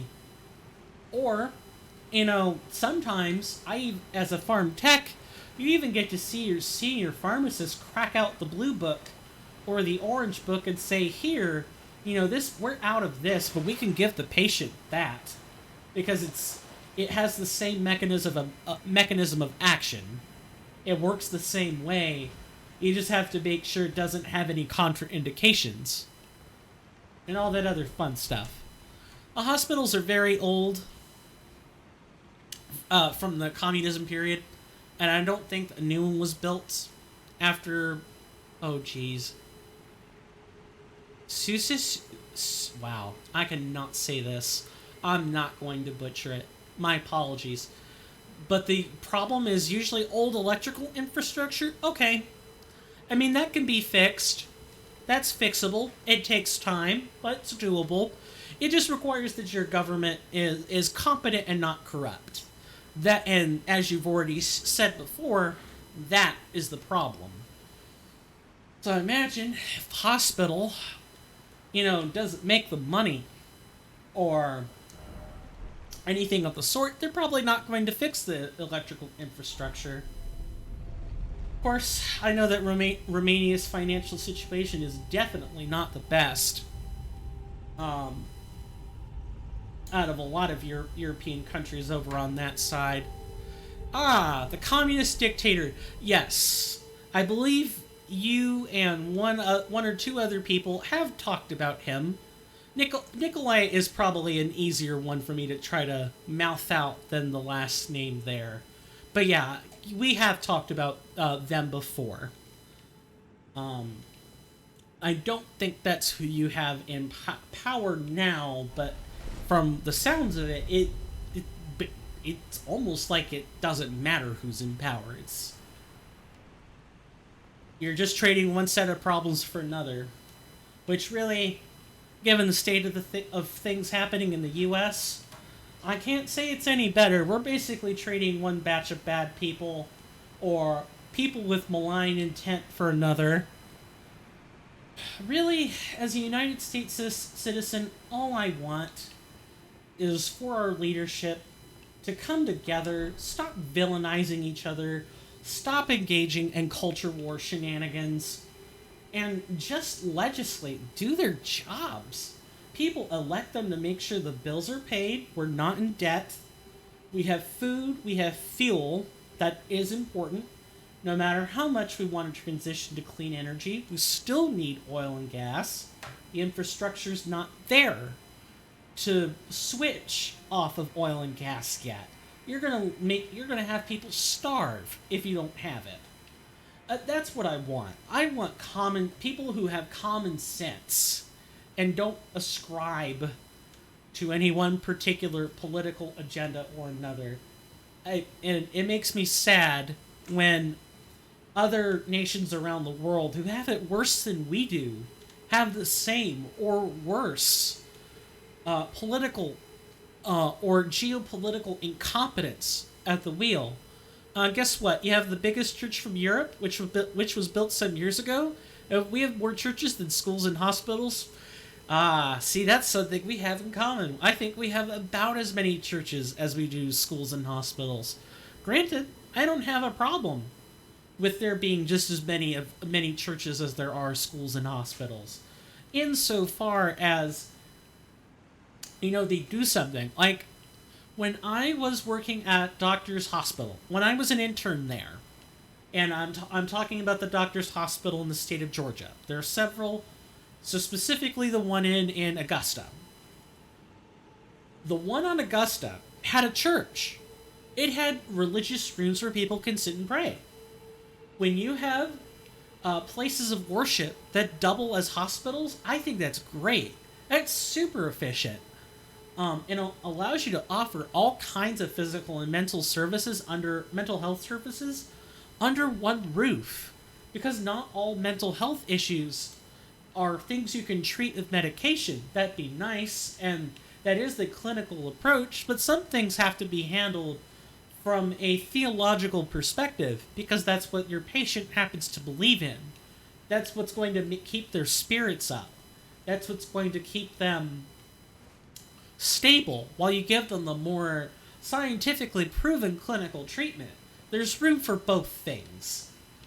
And I think if I were in charge of building architecture, I would have a sort of complex where at least the churches and hospitals are together working toward the same goal. And you can replace church with any other house of religious worship. So whether it's a mosque or a coven house, anything like that. Take your pick. But regardless, I think there's room to improve that system. But in your country, there isn't any more room for hospitals.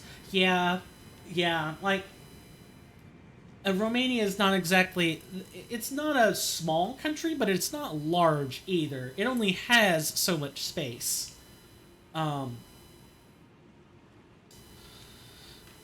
So in your country's case, either some conversion is required, or you'd have to start bundling these things together. And I think in Romania there could be... I don't know how religious or how spiritual the populace is, because I don't know how many people turn to religion when your government is as corrupt as it is, or has as many issues as it does. Like, faith alone is only going to keep you sane for so long. You need to have some change if you would like for that faith to stay.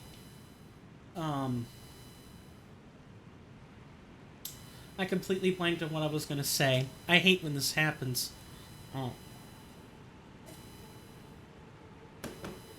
You can only have... Faith is no substitute for action. And anyone who reads the good book... I'm not trying to get religious. I'm just trying to make a point. I've had this discussion with other people in my own faith before, or I've had to explain, the Lord is not going to use the 7 natural wonders of the world in order to save you in your time of need. It's going to be a person. That's how the Lord likes to act, is through intermediaries, people who act as his messengers. And sometimes that draws a lot of skepticism and hesitation from your fellow human being who wants to see something natural, something faith or philosophically invoking. And that's not how the good faith is supposed to work. The Lord needs intermediaries. But that I'm getting off on a tangent now. Look, if you're gonna stand there and just, watch me, I'm gonna hit you with a bestial sling. Don't do that. If you're a firefly or a dragonfly, just keep moving. Then I can't hit you. I think in Romania's case, you'd have to have good city planning, and you'd have to start combining some services, kind of like how Japan does it, from what I understand. Japan does not have a whole bunch of lateral space. So, the only way they can build is up.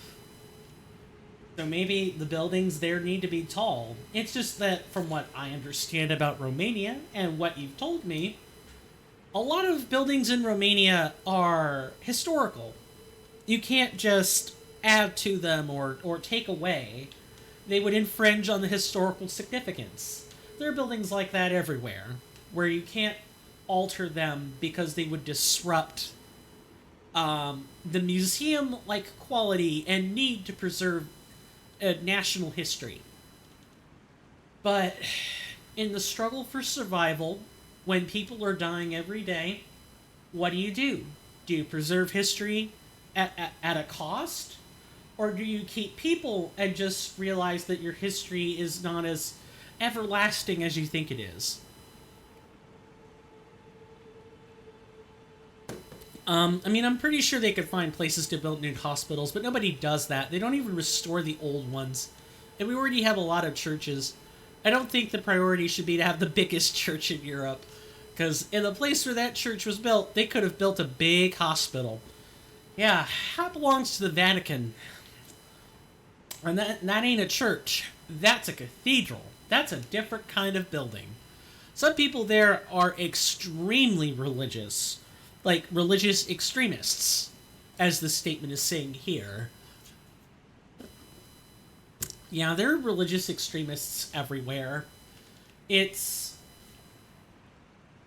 sad. It's very sad. My teaching as a druid has taught me a lot. And I don't mean a Celtic druid either. I mean the order of bards and ovates, philosophical druids. We're taught that there has to be a balance between the real world and the spiritual one. And you should never, ever, ever forget the needs of either yourself or people that you're in charge of. In terms of the, in terms of the physical world. Because there will be no place for you to go spiritually if you are physically dead. Those things won't matter. I don't like it when they do this. Nice, you killed one of your own.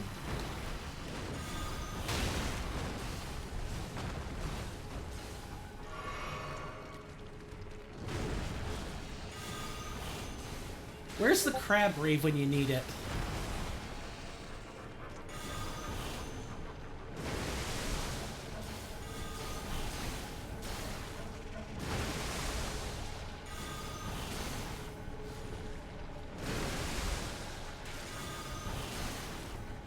Oh, that claw's catching it, isn't it?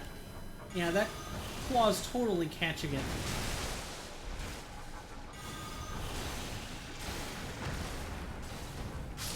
There we go. Oh, we even got the nice number out of it. Fantastic. It is basically the biggest cathedral in Europe. Yeah, exactly. And there's nothing wrong with that. But this world needs a lot more physical services right now.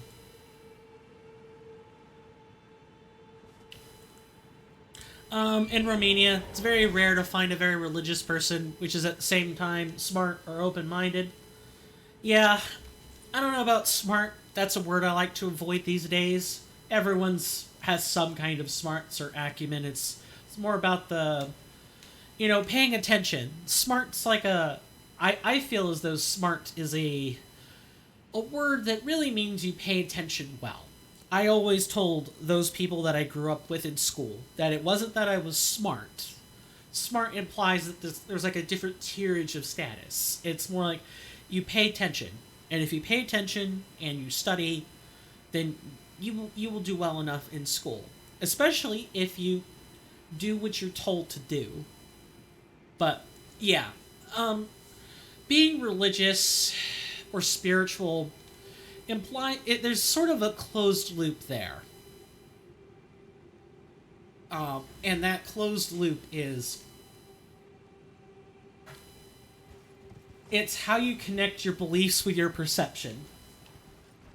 And those who understand that the way they see things is not necessarily through their religious texts, it's about how you connect that to your perception of of your fellow human being or anything else. Humans are the lifeblood of your religion. If humans aren't alive, then religion is dead. Spirituality is dead. Religion is tied to sentience. You need to care for your fellow human being enough for it to matter. And that means the physical world has to come first. You have to give Caesar, to use the verse, You need to give Caesar what Caesar is due so that you can give God the rest. You need to pay Caesar his taxes so that Caesar can spend on things that will keep your territory safe and will better the lives of everyone around you. It's only when Caesar doesn't spend these things like he should that it's a problem. And in that case, that's when prayer and just doing what you're told to do in the conventions you were told to do it is not enough. Religion and spirituality is a very nuanced subject, I feel. And a lot of people would say I am not Christian enough for my beliefs. They're not directly tied to the Bible enough, but I'm more of a fundamentalist. Any religion that's out there should act in your followers' best interests and should do everything it can in order to teach people to not wait to save themselves, not wait to take care of themselves, that understand that you are the agent of whoever you believe in, whether that is Venus, Odin, the Lord, Allah, whoever, anyone, whatever you choose to believe in. By acting in humanity's best interest, you are working in their best interest. You are exercising your agency to do their will. Because humans need to be alive for that to matter, and that means taking care of each other. I know, this conversation is very circular. I'm very much a fundamentalist. I believe that if you take care of humankind, and you're a good person, generally speaking, the rest will come naturally to you. The rest will sort of fall into place. And I don't think enough people do that. It always seems to be one or the other. That there's no room for balance anywhere. I think it's a problem that we experience everywhere today. We're always picking sides. We're always driven to make one decision or another. It's never because the decision is natural. Good Lord. It's because we're being driven to make a decision instead. And I feel the world would be in a much better place if people just did what was best for humankind and let everything else fall into place. But I know that for every one of me, there are probably at least one or two more people who definitely pick sides and make decisions, and sometimes picking the sides right. Like, I don't want to delude anyone into thinking that, oh, well, you need to be apathetic to all moral quandaries. That's literally impossible in life. What I can say is, I think people in today's societies are too quick to make a decision, or wait too long to make a decision. There's a fine balance in these things. And that balance is very hard to achieve. That balance is very picky. It's very finicky. It's impossible. You can't have it 100% of the time, but you should still try. Because having balance ensures that nothing is in excess or in extreme. That your decisions aren't just affecting you. They're in the wider web. How do I want to say this? Your decisions, all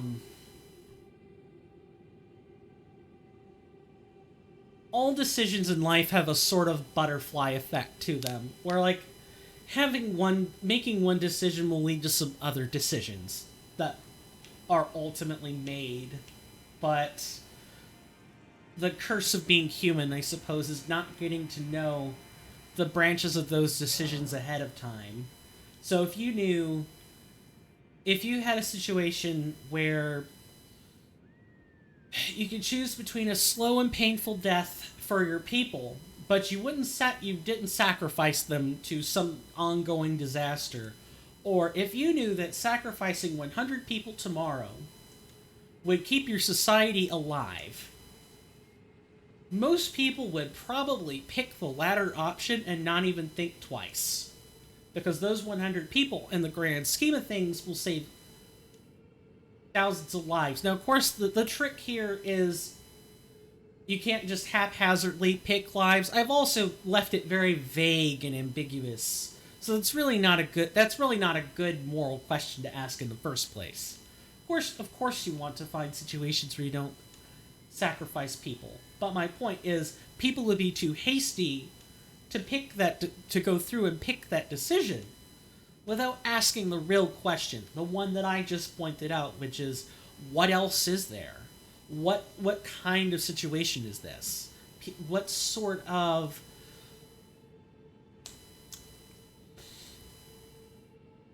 what are the exact conditions, as best as you can recall them, for the hypothetical situation you propose? What is the state of the world? Only then can people make their decision. Sometimes you don't get that amount of time, that luxury, but then when you just have to make a decision and you can't rely on evidence, you just have to go with your instincts, or your reflexes, I should say. Humans don't have instincts, they have reflexes. When you go with whatever your reflexive gut tells you, that's when you're going to have to really ask the deep questions afterward. Assuming you're alive after you've made the decision, whatever turbulent decision that is, to ask the real questions later. Entirely too circular.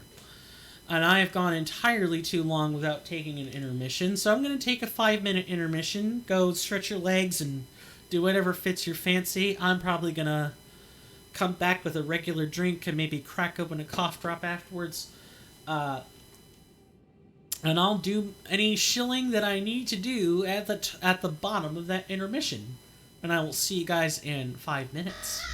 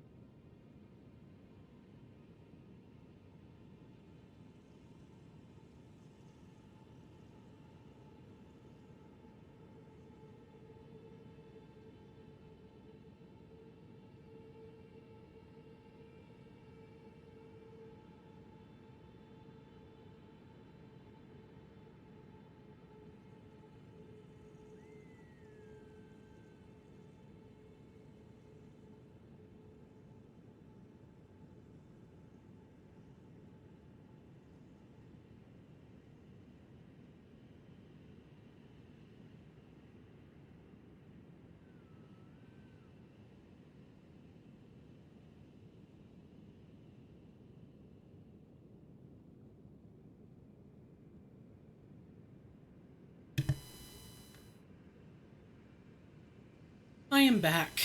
My apologies. I decided I would whip up a bagel with cream cheese so I could have it once the stream is over. Hopefully the fly don't get to it. I trust everyone had a good intermission. Thank you very much, Alex. I said it. I did say there'd be some shilling at the bottom of the intermission, so I'm gonna get it out of the way right now. If you guys like this content, and I realize we were talking some pretty deep stuff today, that's not always everyone's cup of tea. I understand that. But if you do like the content, especially if you like talking about deep subjects such as spirituality or politics or geopolitics or civics, those sorts of things, leave me a follow. Lets me know that you like the content. Or if you like Elden Ring Reforged, and you want to see more of that, then, leave me a follow. Lets me know that you like the content and we could keep making it. Financial support is never required, of course. Just everyone's presence here, lurking or otherwise, is more than enough. But if you do like the content enough to support it financially, I have quite a few options available. If you don't want any fanfare, the coffee links are perfect. You could donate in $2 intervals, and there's no fanfare, no alerts attached to it. It's great if you're lurking. I'd like to think it's a pretty lurker-friendly option. If you like the fanfare and other stuff, then I have the standard Stream Elements donation page and some other stuff that is tied to alerts. Financial support's never required, but all the financial support I receive goes directly towards purchasing better streaming equipment or refurbishing the stream space into a better space, or it can go towards things such as, say, as banners, splash screens, emotes, you name it. But regardless, if you guys want to get in touch with me more directly, best methods of doing that are Twitter and Discord. I'm more active on Twitter than I am on Discord, but I do check both places rather often, even if I'm fairly quiet on Discord. The Discord that I do have is a community Discord that is not owned by me. I just have a space on it as a content creator. So if you like the possibility of experiencing other content creators who do entirely different content from myself, you can check out the Obtenebration Network Discord in the About Me page on my Twitch page, the About Me section. The link will take you right to it. Just be aware the community does have some rules. As long as you follow them and you're not mean to people, you're gonna be pretty much welcomed. Just tell them I sent you, and that'll iron out some issues. On Twitter, just DM me. That's probably the easiest way of talking to me directly. I don't really have other social media options outside of Twitter. I do have a Facebook, but it is personal. It's got my real name and everything, so I tend not to iron that out. I'm still considering whether or not TikTok and Instagram are on the menu. I don't even know what I'd use them for yet. I've had some thoughts about them, but I definitely don't have any ideas out yet. Maybe that sort of thing can be a sub-feature later on. I don't know. I'll have to think through it more carefully than that. Also, as one last little reminder, I do want to remind everyone that it is currently September right now. So if you've been seeing the ads on the channel, and I have had some that have been airing automatically to eliminate pre-roll, and you're like, I hate pre-roll ads, and I don't like ads, period. Well, the most difficult shill, if you like financially supporting small streamers of any kind, and they have ads, a sub will directly cut out all those ads for you. No pre-roll, nothing. And all you need is a tier 1 or Twitch Prime, and that'll get get you where you need to go. There are pages that will handle that, obviously. And, your tier 1 sub, on top of being 30% off this month, lasting until the end of the month, will get you some nice emotes. The tier 1 package, I think, is currently the best one right now. It has the most emotes on it, and pretty much gets you access to anything that's not tier 2 or tier 3 relevant. And I don't have enough rewards to really make those viable yet. But I do have to have something in those slots. So if you want more emotes, you can, of course, pay the tier 2 or tier 3, but my recommendation is the tier 1. It's got all the greetings in it. All these nice top hats. The one I happen to like is this one. And it should show up on the VOD later. But if you that's enough shilling. That is way too much shilling. But it's got to be done. You can't have any growth without it. Not really. So now that I've said all that, I want to show you guys the sky. I said I'd show it if I got the chance. Notice it's not a real sky. That's the first thing I want to show about this. Do you see all the crackles and rips and tearing in the texture? That's not a glitch. That's to show you we're underneath the earth. That we are under the surface. But it's still got a starry sky and everything. There's a reason for that. There's a in-house lore reason for this. And I do want to show that off, but that's a spoiler. I want to save that for later, when it will actually be more relevant. And it's got a nice aesthetic, nice ambience. So when I was playing vanilla, sometimes I would just come in here and quite literally turn off my controller and idle, because it was that pretty and relaxing to look at. If I could have a screensaver of just the starry background in the underground of Elden Ring, I'd do it. I'll have to find one. But yeah, we're in the underground, and we got past the first section. We don't have a map yet. That will be coming at that particular monolith over here. In this portion of the Ciafra River, that's what this portion of the underground is called, there will be 8 of these little monoliths. You just light them up. And lighting up these 8 monoliths will, there is a boss at the end of those 8 monoliths. It's actually right over here to the right here. Is that enough here's in that sentence? Yeah, right past this archway. I'll show it off. I'm not just going to say, I'm going to keep going. I am going to show it off. But our map fragment is right here. Notice that we came from over here at the well depths.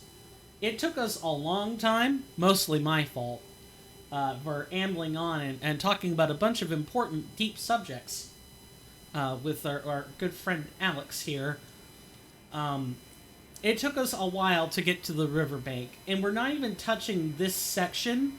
This section of the Ciafra River is accessed from a different point.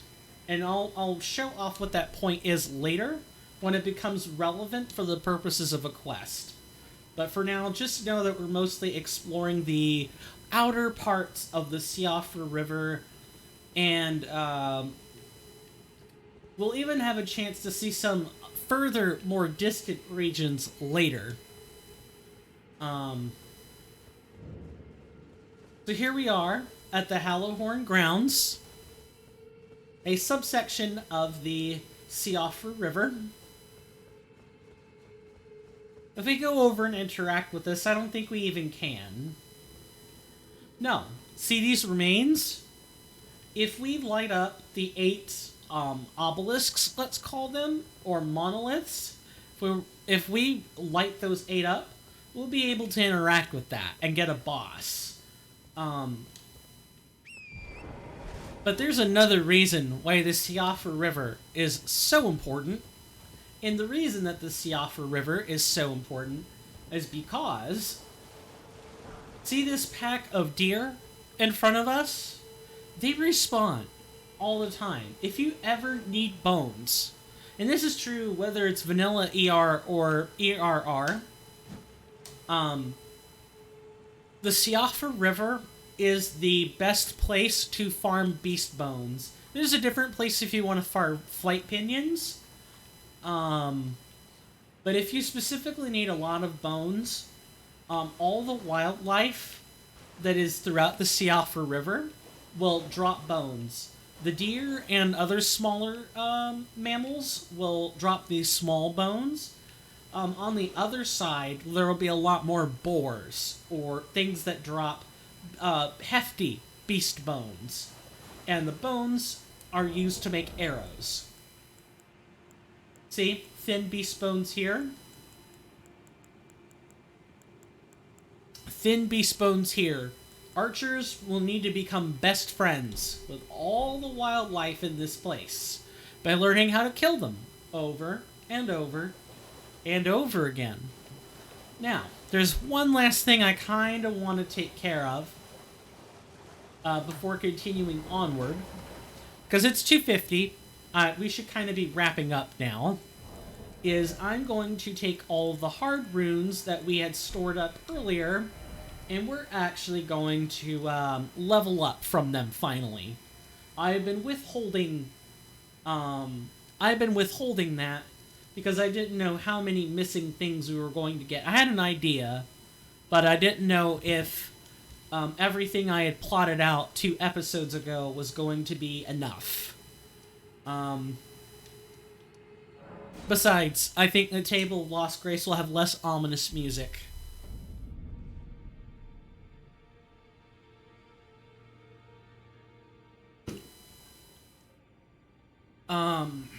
Let's see, I don't think there's anything new at these merchants yet. And I don't want to give Brother Corin the prayer book.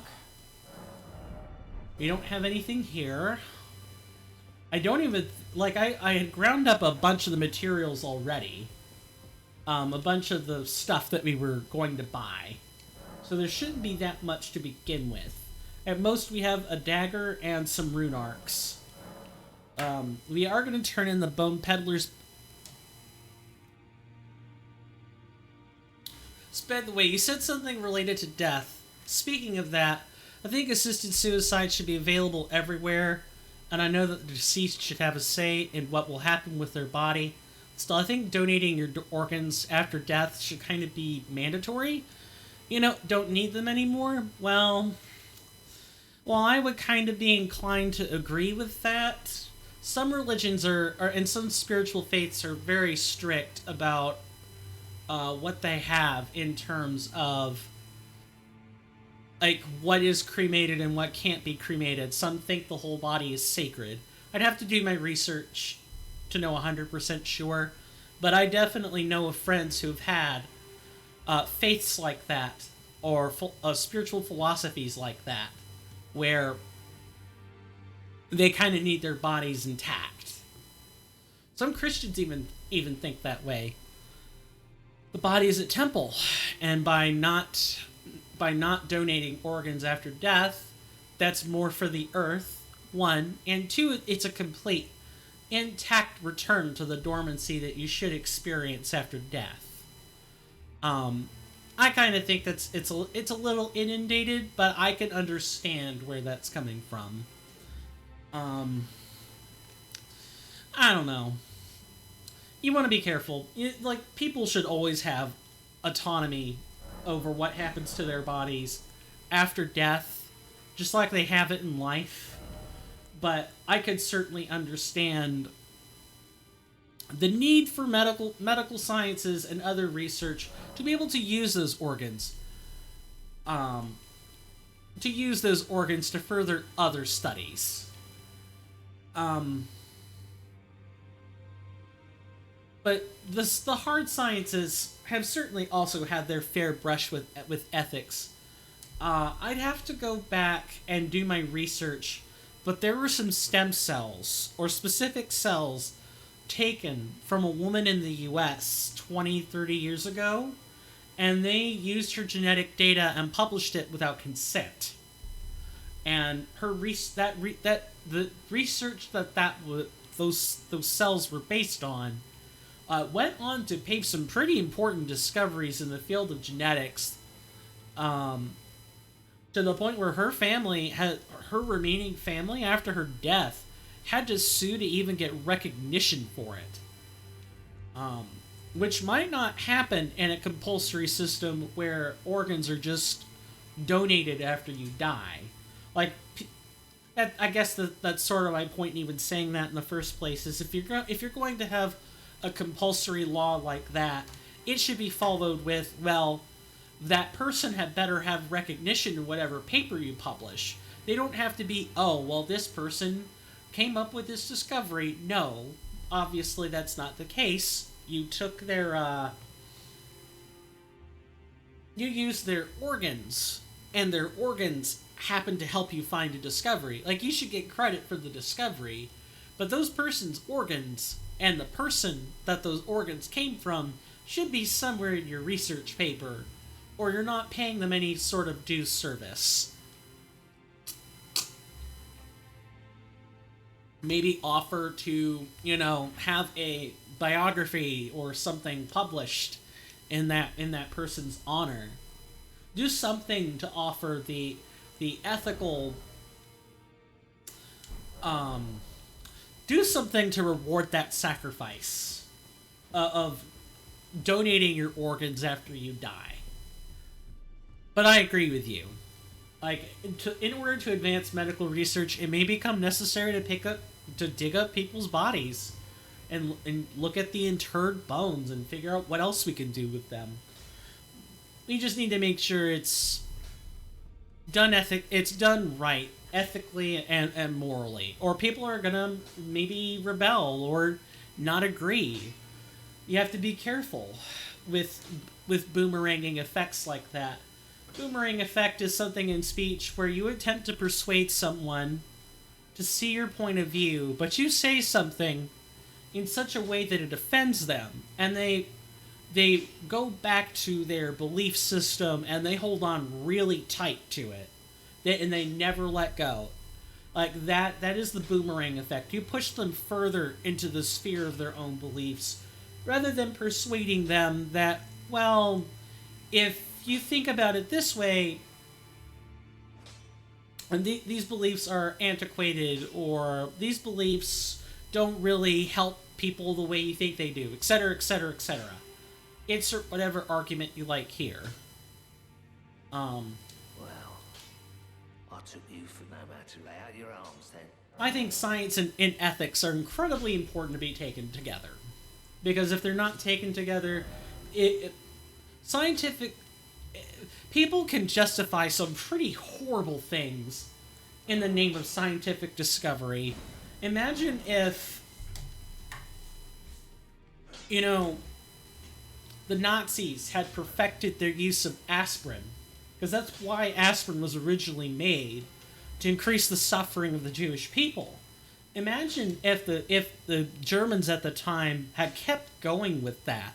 We would have an entirely different world of scientific ethics today than we did when World War II than we have now. And certainly they'd be much different and perhaps more drastic compared to the World War II era, when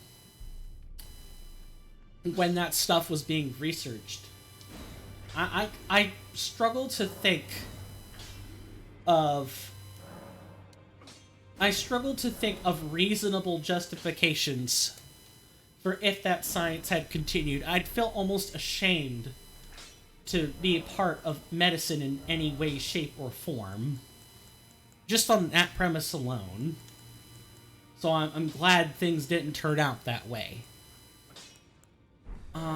Okay. We've sold off... Actually, I'm going to check for duplicates, and then we'll level up. Sometimes when you grind, you get duplicates. It happens. I think I've been doing a pretty good job of selling off duplicates, but You never know. And I do keep altered and unaltered versions. I do count them as different things. Different garments. Yes. We don't have any duplicates. At all. Which is good. Hopefully I haven't... Yeah. Don't you hate when you bite your own tongue? Hope I haven't said anything untoward. I've been getting worse about that, where I'll forget things I say. I used to be pretty good at that, but I'm getting older now. So I often fear I'm not going to remember anything if I don't write it down. I really do. I fear one day I'm just going to have to write things down. I can remember some things right now, but... it's definitely a sign of getting old, I'll tell you that. Aging. I hate it. Okay, we have 10k there, which means we can craft those back, and we can save some runes for later.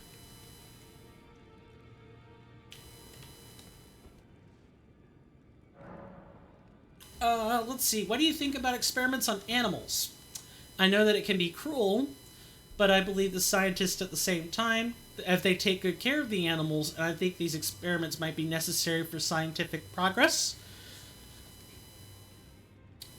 When it comes to things like medicine or life-saving sciences, there's a reason we don't experiment on human beings. And there's a reason that we don't even think about applying wafer forms. Humans are very complex organisms. We have a lot of different enzymes, coenzymes, cofactors, and all other kinds of non-proteinaceous molecules that help us process various reactions. A lot more than some other mammals do. Humans evolved through enzyme. For example, lactose sensitivity is a directly evolutionary feature based on having the enzyme for processing lactose versus not having it.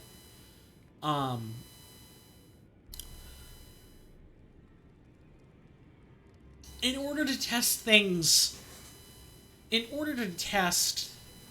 various properties of these enzymes as they relate to making drugs or what have you, if you tested that on a human being and they died, you would be sued into the ground for a company. And if you, if they didn't die, but they had some crippling, I think an ad is running, so I'll wait.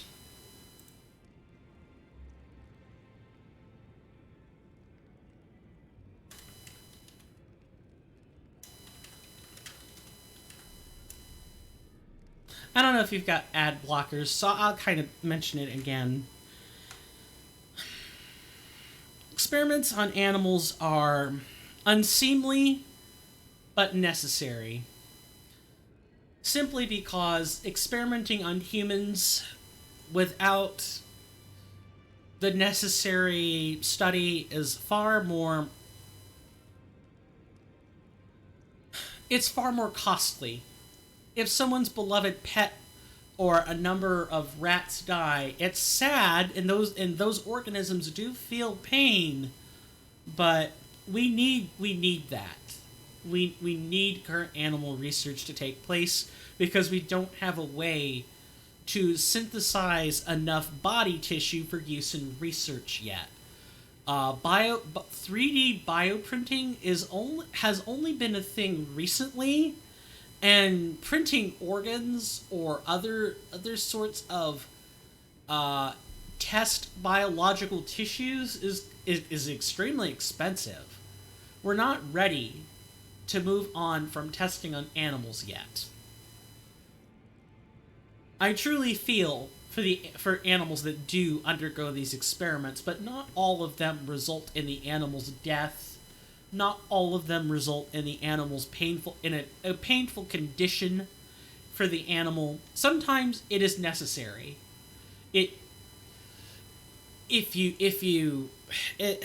What what am I trying to say? I'm getting tongue-tied on this. It's kind of like butchering. Like, if you're butchering an animal, you don't want to torture it before you kill it. Just get it over with. Humanely kill the animal and then go about cutting up all the meat you need in order to survive. And make sure you find a use for the bones, the sinew, all that other stuff. If you respect the sacrifice of the animals that you butcher, like, yeah, they still feel pain, but it's them or you. In science, it's more like, well, if we don't make this progress, we're never going to solve this problem, and we're always going to be stuck dealing with the problem forever. Because we can't find suitable test targets or test subjects to use that won't result in their death. And again, unlike animals, human beings have needs that have to be more finely managed, and if you